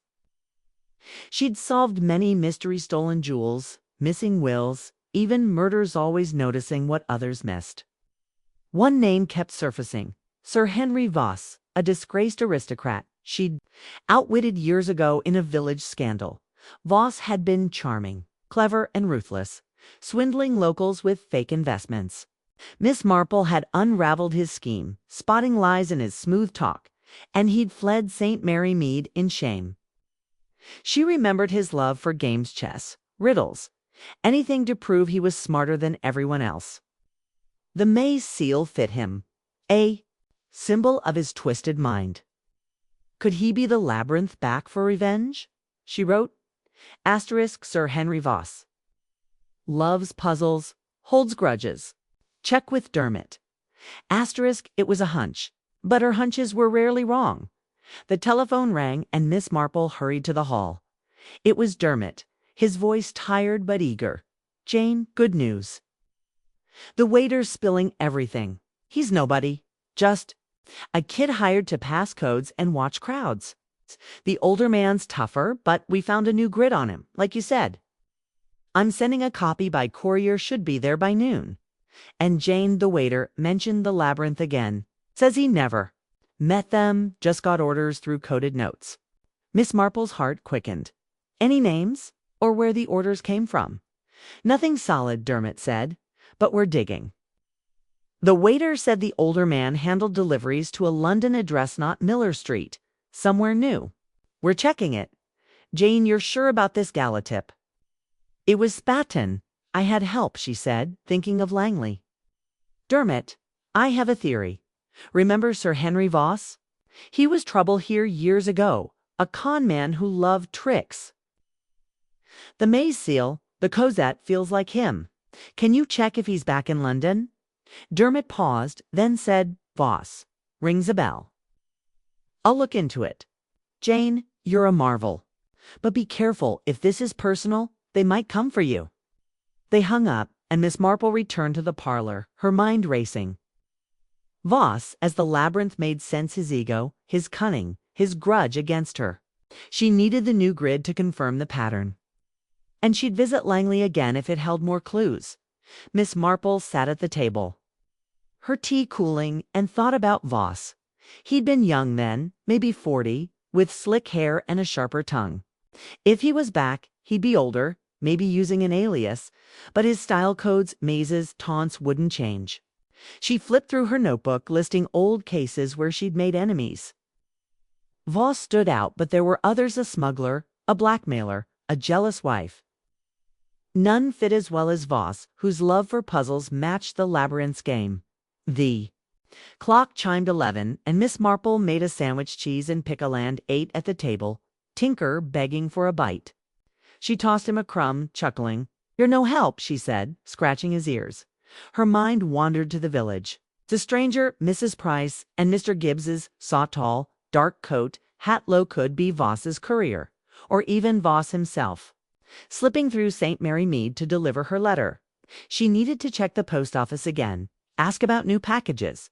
But first, she'd wait for the new grid. A knock at the door startled her. It was the courier, a boy with a soggy cap, holding an envelope from Scotland Yard. "Miss Marple," he said, handing it over. She thanked him, gave him a coin, and hurried to the table.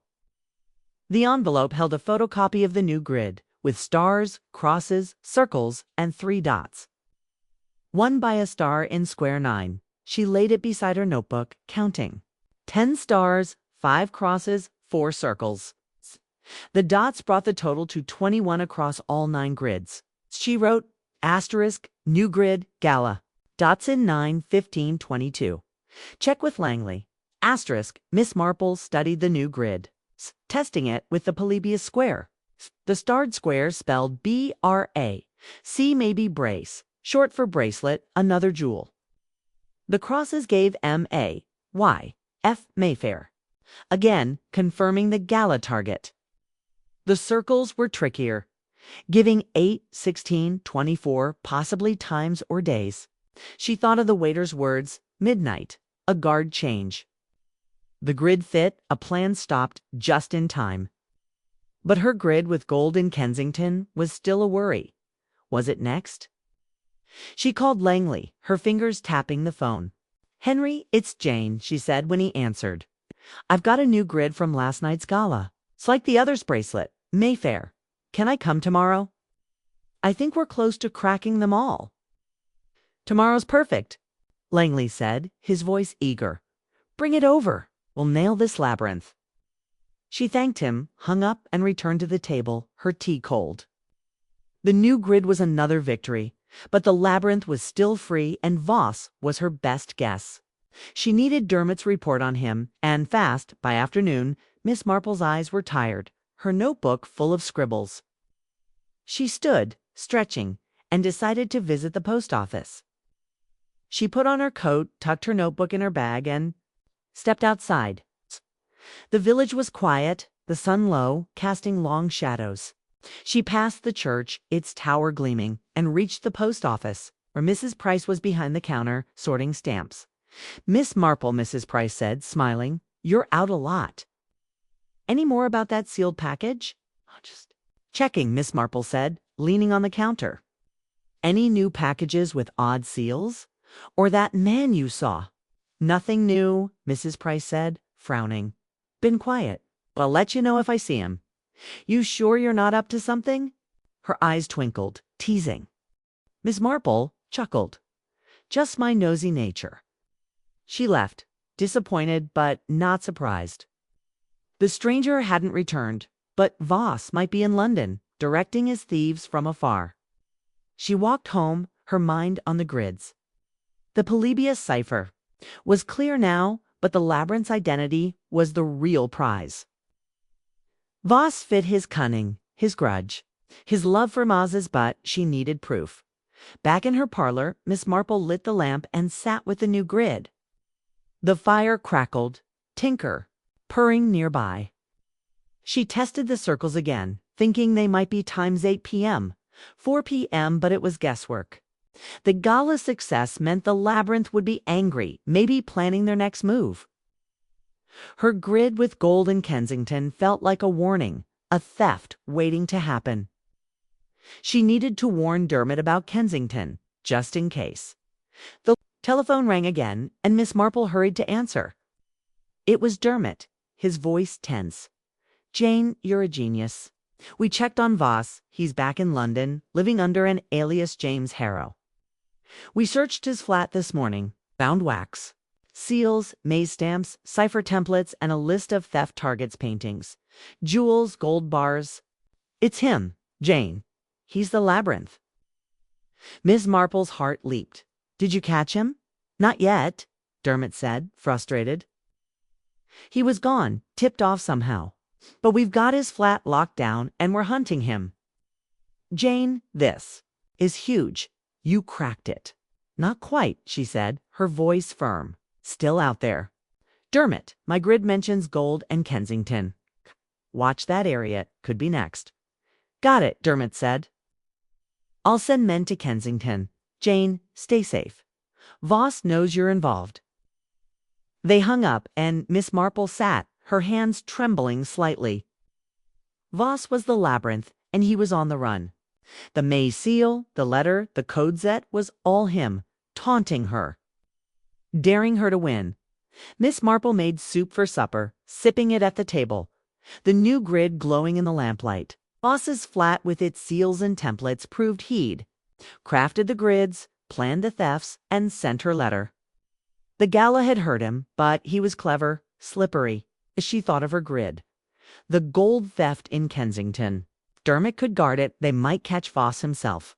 She worked on the circles, testing them as dates April 8th, 16, 24, but nothing clicked. Still, she felt close, the mystery unraveling like a ball of yarn. The clock chimed 10. And Miss Marple tidied her notebook, tucking the grid away. She banked the fire, fed Tinker, and climbed to bed, her mind buzzing. Voss, the labyrinth, was cornered but not caught. The gala, the warehouse, the codes, they were steps toward the truth. As she drifted to sleep, the maze seal swirled in her dreams, its twists leading to a man she'd outwit again. Miss Marple was ready, and she wouldn't stop until the labyrinth was behind bars. Chapter 9. The Final Code. Miss Jane Marple woke to the soft patter of rain on her cottage roof in St. Mary Mead, the morning gray and quiet. The air was damp, carrying the scent of wet roses through her open window. Tinker, her cat, lay curled at the foot of her quilt, one ear twitching. Her mind, sharp as a new needle, was on the mystery of the coded grids, the maze-sealed letter, and the hunt for Sir Henry Voss, the mastermind called the Labyrinth. The Mayfair Gala had stopped a ruby theft, and Dermot Craddock's search of Voss's London flat had confirmed he was behind the codes, but he'd slipped away. A new grid from the gala was another clue, and now Miss Marple felt the endgame nearing. "Time to finish this, Tinker," she said, easing out of bed. Downstairs, she lit the stove, boiled water for tea, and toasted bread, the routine grounding her racing thoughts. The 9 grid set from Scotland Yard, one from her letter set. In her knitting basket, there's stars, crosses, circles, and dots partly decoded with Professor Langley's Polybius Square. Stars spelled items like ruby or gold. Crosses named places like Mayfair or Kensington, and circles hinted at times or dates. The 21 dots marked key squares, guiding the cipher. The newest grid from the gala's captured waiter pointed to a bracelet theft in Mayfair, now foiled. Her grid with gold in Kensington was likely next. And she needed to crack the final code to catch Voss. She buttered her toast, tossed Tinker a crumb, and sipped her tea, planning her day. She'd work with Langley again and wait. For Dermot's call about Voss. Miss Marple cleared her dining table, spreading out the grids, the newest one in the center. Tinker hopped onto a chair, his yellow eyes watching as she studied the symbols. The gala grid had 10 stars, 5 crosses, 4 circles and 3 dots spelling Brace and Mayfair. A plan stopped in its tracks. Her grid with gold in Kensington felt urgent. Maybe Voss's last move before fleeing, she wrote in her notebook. Asterisk, new grid, gala, bracelet, Mayfair. Mine equals gold, Kensington. Voss on run. Asterisk, the May's seal on her letter was Voss's. Signature, a taunt that had pulled her into his game. She'd outwitted him before, and she'd do it again. The telephone rang, and Miss Marple hurried to the hall. It was Dermot, his voice tense. Jane, we're closing in on Voss. Got a tip, he's hiding in London, maybe planning to skip the country. We're watching ports and airfields. That Kensington lead you gave gold theft, we're guarding a collector's house there. Big gold artifacts on display. Anything new on the codes? Working on it, Miss Marple said. The gala grid confirmed the pattern items in stars, places in crosses. My grid's likely Kensington. Gold, maybe tonight. Dermot Voss sent me that letter. It's personal. He's daring me to stop him. You're probably right, Dermot said, worried. Jane, stay in St. Mary Mead. If Voss knows you're involved, it's not safe. I'll send the new grids analysis if we get more from the waiter. They hung up, and Miss Marple returned to the parlor, her heart pounding. Voss was cornered, but desperate men were dangerous. She needed to crack her grid, find the exact plan, and help Dermot set the final trap. Miss Marple sat at the table, her tea cooling, and studied her grid. The stars spelled G-O-L, D gold, clear as day. The crosses gave K-E-N-S Kensington. The circles were 7, 14, 21, maybe times or days. She tried them as our 7 p.m., 2 p.m., but it didn't fit. The dots in squares 3, 8, 16 marked numbers 5, 12, 20. She tested them in the Polybius square. 5 was A, 12 was B, 20 was UABU, she murmured, frowning. It wasn't a word, but it could be initials, or a code within the code. She wrote asterisk dots equals abuki to time or place. Asterisk the clock chimed 10, and Miss Marple decided to visit Langley. His cryptographer's mind had unlocked the Polybius square, and he'd see the new grid's clues. She dressed warmly, a wool coat, scarf, and her feathered hat, tucked the grids and notebook in her bag, and locked the cottage. Tinker meowed, annoyed at being left. Mrs. Price will check on you, she said, smiling. The village was quiet, the rain a soft drizzle. She passed the bakery, nodding to Mrs. Turner, and followed the path to Langley's cottage, its apple. Trees dripping wet. Langley greeted her with a grin, his white hair wild. Jane, another code. Come in. He led her to his cluttered parlor, books and papers everywhere. A fire crackling, tea. Oh, biscuits. He offered, already fetching a tray. They sat, and Miss Marple spread out the grids, explaining the gala, Voss, and the new grid. Henry, my grid's the key, she said. Gold, Kensington, maybe tonight. The circle 7, 14, 20, one could be the time, but I'm stuck. Langley studied her grid, his glasses slipping. Let's try the circles as a sequence, he said. He mapped them in the Polybius square. 7 was G, 14 was I, 21 was QGIQ. He said, frowning. Not a word, but maybe a code for hours. He suggested the dots letters abumite. Mark a starting point. They tested the dotted squares, reading the numbers in order across all grids. The gala grid's dots gave 9, 15, 22, mapping to I, OWIOW, Langley said. Nothing clear, but it's close. They worked on, sipping tea, the biscuits untouched. Langley tried the circles as dates April 7th, 1421, but the thefts didn't match. Then he had an idea. What if the circles are coordinates, not times, like a map within the grid? He drew a 5 by 5 square, marking the circle squares 7, 14, 21 A's points. They formed a diagonal, suggesting a path or order. He tested it, reading the numbers in those squares, 9, 17, 23. In the Polybius square, they were IMS, Miss Marple said. Initials, or a signal. Langley nodded, excited. Could be a meeting point or a delivery time. Let's try your grid's dots with the same logic. The dots in squares 3, 8, 16 gave 5, 12, 20A, B.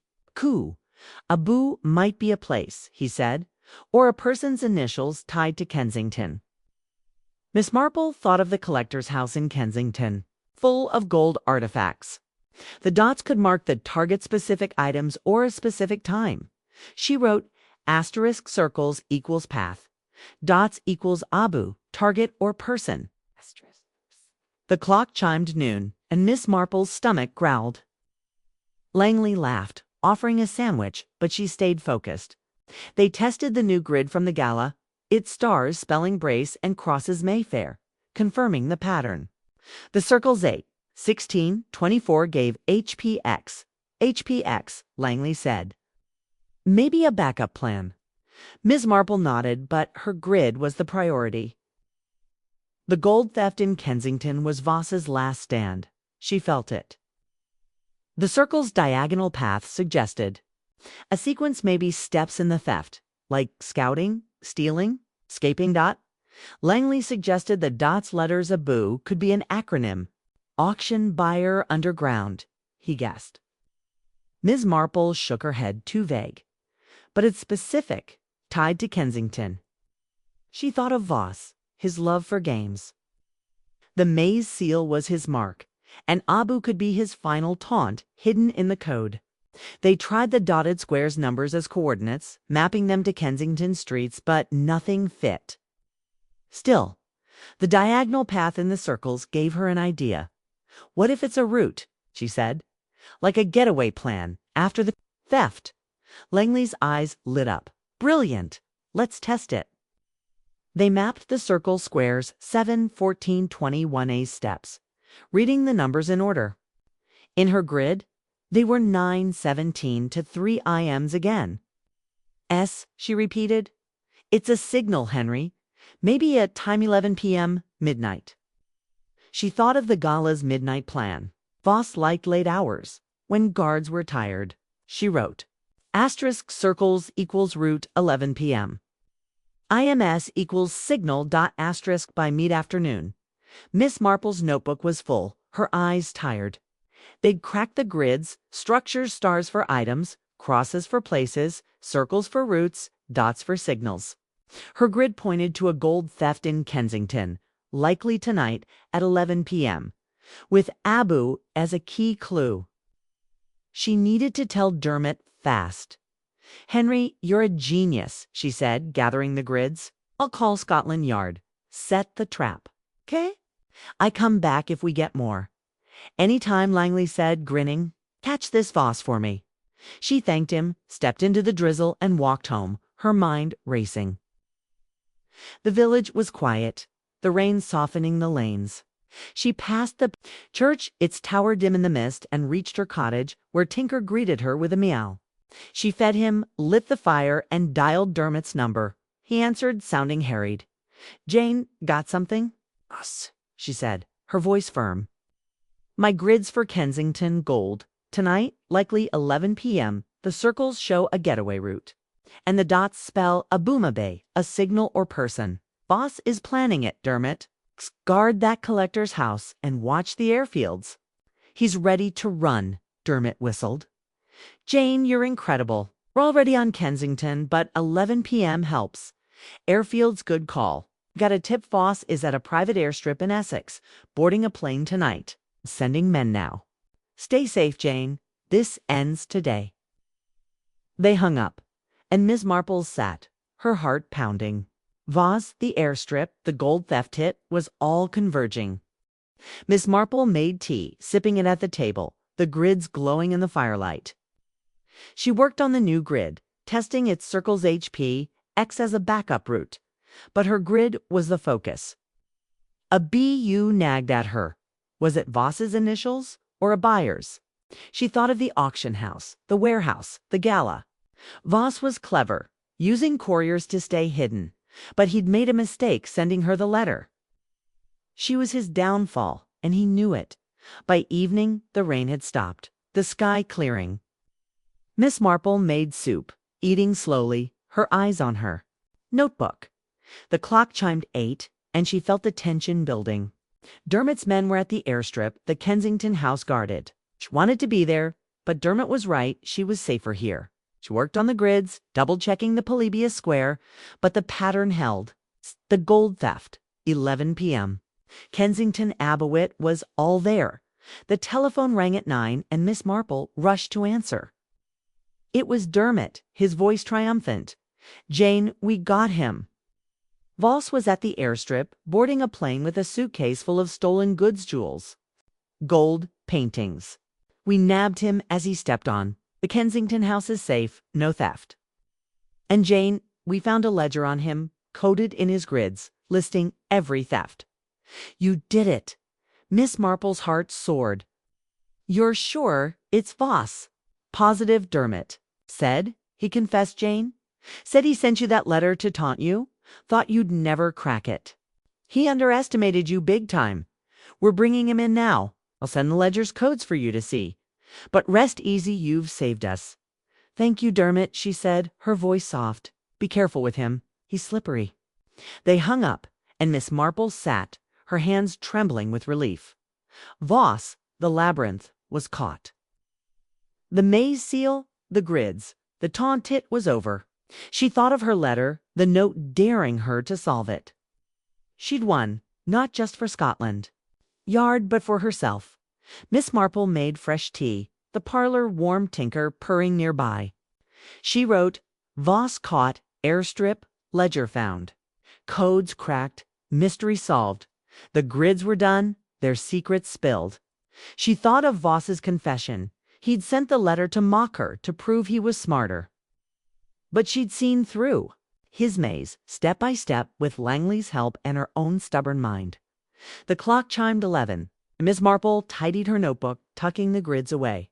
She banked the fire-fed Tinker and climbed to bed, her mind calm at last. The mystery was solved, the labyrinth behind bars. As she drifted to sleep, the maze seal faded from her dreams, replaced by the quiet of St. Mary Mead, where she'd always find the truth, no matter how tangled the puzzle. Chapter 10. Tea and Triumph. Miss Jane Marple woke to the gentle chirping of birds outside her cottage in St. Mary Mead, where the morning sun spilled through her bedroom curtains, painting the room with soft gold. The air was fresh, carrying the sweet scent of roses, a peaceful contrast to the whirlwind of the past days. Tinker, her cat, lay sprawled across the quilt, one paw dangling his purr, a quiet hum. Her mind, sharp as a new pin, lingered on the mystery now solved the coded grids. The maze-sealed letter and the capture of Sir Henry Voss, the mastermind called the Labyrinth. Last night, Chief Inspector Dermot Craddock had caught Voss at Essex airstrip, his plans unraveled by her decoding. Today, she'd tie up loose ends and savor the victory. "Time to enjoy the quiet, Tinker," she said, easing out of bed. Downstairs, she lit the stove, boiled water for tea, and toasted bread, the familiar tasks soothing her thoughts. The 9 grids saved from Scotland Yard, one from her letter set. In her knitting basket, their stars, crosses, circles, and dots, no longer a puzzle. With Professor Langley's Polybius square, she'd cracked them. Stars spelled items like ruby or gold, crosses named places like Mayfair or Kensington, circles hinted at times or routes, and 21 dots marked key squares. Voss's ledger, found with him, had detailed every theft coded in his grids. And his confession that he'd sent her the letter to taunt her sealed his defeat. She buttered her toast, tossed Tinker a crumb, and sipped her tea, planning her day. Dermot was coming for tea, and she'd reflect on the case, maybe tend her garden. Miss Marple cleared her dining table, glancing at the basket. She didn't need the grids. Now their secrets were spilled. Voss behind bars. Tinker hopped onto a chair, his yellow eyes watching as she pulled out her notebook, its pages full of scribbles. Asterisk, gala, ruby stopped. Voss caught, airstrip, ledger found. Codes cracked, asterisk, the maze seal on her letter. Voss's twisted signature.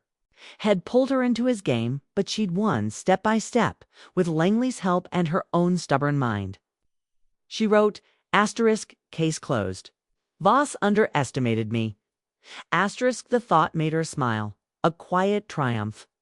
The clock chimed 9, and Miss Marple, dressed in a simple cotton dress, her pearl brooch pinned neatly. She didn't need her coat, the day was warm, the sky clear. She tidied the parlor, dusting the mantel where her clock ticked softly, and set out a tray for Dermot's visit. Teapot, cups, a plate of biscuits from the bakery.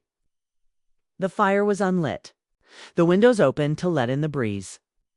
She fed Tinker, who meowed for more and chuckled. Greedy thing, she said, scratching his ears. Her mind wandered to the village, now free of the mystery's shadow. The stranger, tall, dark coat. Hatlow had been Voss's courier, delivering the letter to taunt her. St. Mary Mead was safe again. Secrets small and harmless. Miss Marple stepped outside, checking her roses. The petals were bright, dripping with dew, and she clipped a few dead leaves, her hands steady. The garden was her sanctuary, where she'd often thought through cases, piecing together clues like petals in a bouquet. She thought of Voss, his slick charm and cunning games. He'd been a worthy foe, his codes clever, his maze seal a perfect taunt. But he'd misjudged her, thinking an old lady in a quiet village couldn't outsmart him. She'd noticed the details, dots, stars. The sealand unraveled his labyrinth, proving him wrong. Back inside, the telephone rang, and Miss Marple hurried to the hall. It was Dermot, his voice warm but tired. Jane, I'm on my way. Got a train in an hour. Wanted to thank you. Agatha is locked up, and the press is calling you a hero, though I kept your name out of it. Brought something for you, too. You're too kind, Miss Marple said, smiling. I'll have the kettle ready. Safe travels, Dermot. They hung up, and she returned to the parlor, her heart light. The press didn't matter. She'd never cared for fame, but Dermot's gratitude warmed her. She thought of the gala, the warehouse, the airstrip chief step, a victory built on her patience and sharp eyes. Voss's ledger, coded in his grids, had listed every theft, from jewels to gold bars, and Scotland Yard was recovering the loot. Thanks to her, Miss Marple sat at her table, flipping through her notebook. The grids had been tough, their numbers and symbols a tangled web. She remembered her first look at the letter, its maze seal glinting, the note daring her to solve a crime Scotland Yard couldn't. She'd puzzled over stars, crosses, and dots, finding patterns where others saw chaos. Langley's Polybius Square had been the key, turning numbers into letters. Gold, ruby, Mayfair, her grid. With gold and Kensington had warned of Voss's last plan, stopped before it began. The dots letters, BU, still nagged at her, maybe a final taunt. But they didn't matter now. The case was closed. The clock chimed 11. And Miss Marple made a sandwich, cheese and tomato, and ate at the table, Tinker begging for a bite. She tossed him a crumb, chuckling. You're spoiled, she said, scratching his ears. Her mind wandered to the village. Mrs. Price at the post office, Mr. Gibbs at the pub, Mrs. Turner at the bakery. They'd given her clues, small but vital. The stranger with the maze-sealed package sent to Miller Street had led to the warehouse. St. Mary Mead was quiet, but its people were her eyes and ears, catching what others missed. Miss Marple stood, stretching her stiff joints, and decided to check the post office before Dermot arrived. She put on her hat, grabbed her bag, and stepped outside.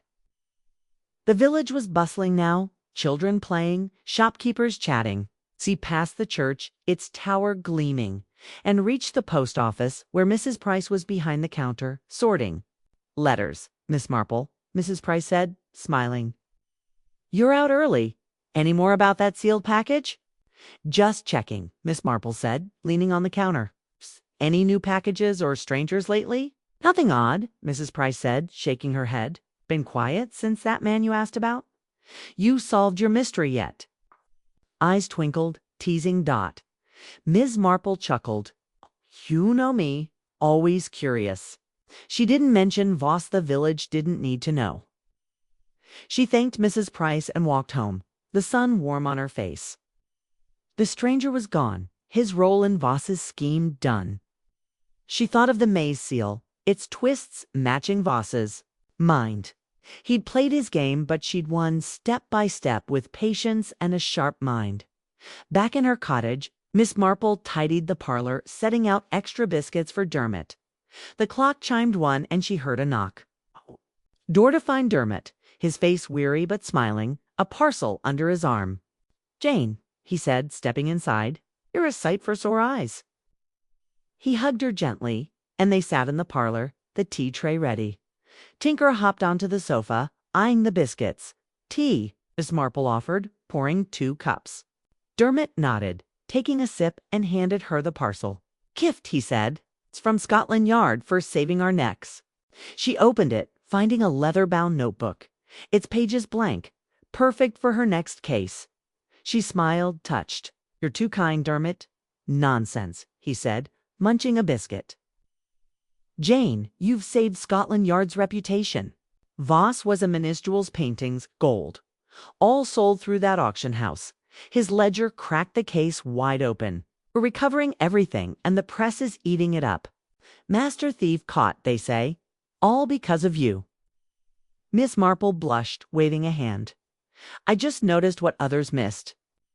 The grids, the seal, they told the story. Voss made it personal, sending me that letter. He thought he'd win. He was wrong," Dermot said, grinning. "Confessed everything, Jane.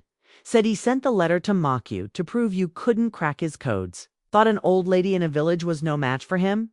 Biggest mistake of his life." Miss Marple chuckled, sipping her tea. "People always underestimate St. Mary Mead. It's quiet, but it sees everything." She thought of the village Miss Price's sharp memory, Mr. Gibbs's gossip, the clues they'd given her. The maze seal had been Voss's taunt, but it was also his downfall, a clue she'd followed to the truth. She remembered the grids, pattern stars for items, crosses for places, dots for signals. The Polybius Square, Langley's gift, had turned chaos into meaning. Stopping Voss before he could flee, Dermot leaned back, his teacup empty. "We found more in Voss's flat," he said. "Letters, plans, even a sketch of that maze seal. He was obsessed with you, Jane. Kept clippings of your cases, village scandals you solved.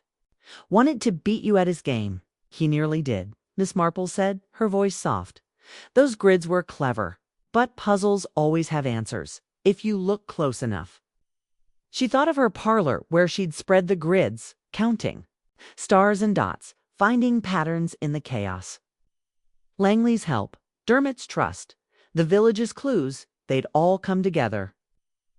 Like threads in a tapestry to catch the labyrinth.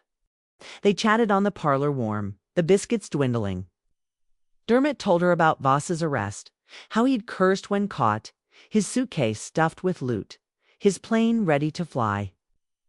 The ledger, coded in his grids, listed every theft from Mayfair jewels to Kensington gold. Scotland Yard was tracing buyers, closing the auction house, and returning stolen goods. "It's a mess," Dermot said, "but a good one, thanks to you." Miss Marple smiled, refilling his cup. "You did the hard work, Dermot. I just pointed the way." She thought of the gala, the warehouse, the airstrip. Aisha stepped toward justice. The letter, with its bold notes of this, and you'll unravel. A crime Scotland Yard cannot had been Voss's challenge, and she'd met it, proving him wrong. The maze seal, his twisted mark, was just a memory now, its power gone. The clock chimed 3. And Dermot stood, brushing crumbs from his coat. "I should get back," he said. "London's calling." "But Jane, you're invited to Scotland Yard any time. We owe you more than tea." He raised his cup, grinning. "To you, the sharpest mind I know." Miss Marple laughed, walking him to the door. "Nonsense, Dermot. It's just noticing what others overlook. They said goodbye, and she watched him walk down the lane, his step lighter. The village was quiet, the sun dipping low, casting long shadows. She returned to the parlor, tidying the tea tray, Tinker trailing her. Hoping for crumbs, Miss Marple stepped outside, her gardening gloves in hand. The roses were blooming, their petals bright against the green. She clipped a fading bloom, her hand steady, her mind calm. The mystery was over, Voss behind bars, the grids silent. She thought of her parlor, where she'd puzzled over the codes, and the village, where small clues had led to big truths. St. Mary Mead was her home, her strength, its quiet hiding a sharp wisdom. Back inside, she made fresh tea, sitting at her table, the new notebook open. She wrote Voss caught, case closed, St. Mary Mead sees all. The words felt final, a full stop to the adventure. She thought of the grids, their stars and dots, and the maze seal, Voss's fatal mistake. He'd played his game, but she'd played better, her patience and sharp eyes winning the day. The clock chimed 5, and Miss Marple stood, stretching. She fed Tinker, banked the fire, and looked out at the village, its lights twinkling in the dusk. The mystery had come to her, a letter in the post. And she'd followed it to the end, through London's grand houses and gritty warehouses. The labyrinth was gone, his codes cracked, his taunts silenced. She smiled, content, and clipped a rose. From her garden it scent sweet in the evening air. Miss Marple climbed to bed, Tinker at her side, the cottage quiet. The May seal no longer haunted her dreams, replaced by the calm of St. Mary Mead, where she'd always find the truth, no matter how tangled the puzzle. As she drifted to sleep, she felt at peace, ready for whatever mystery might come next, knowing her sharp mind and quiet village would always be enough.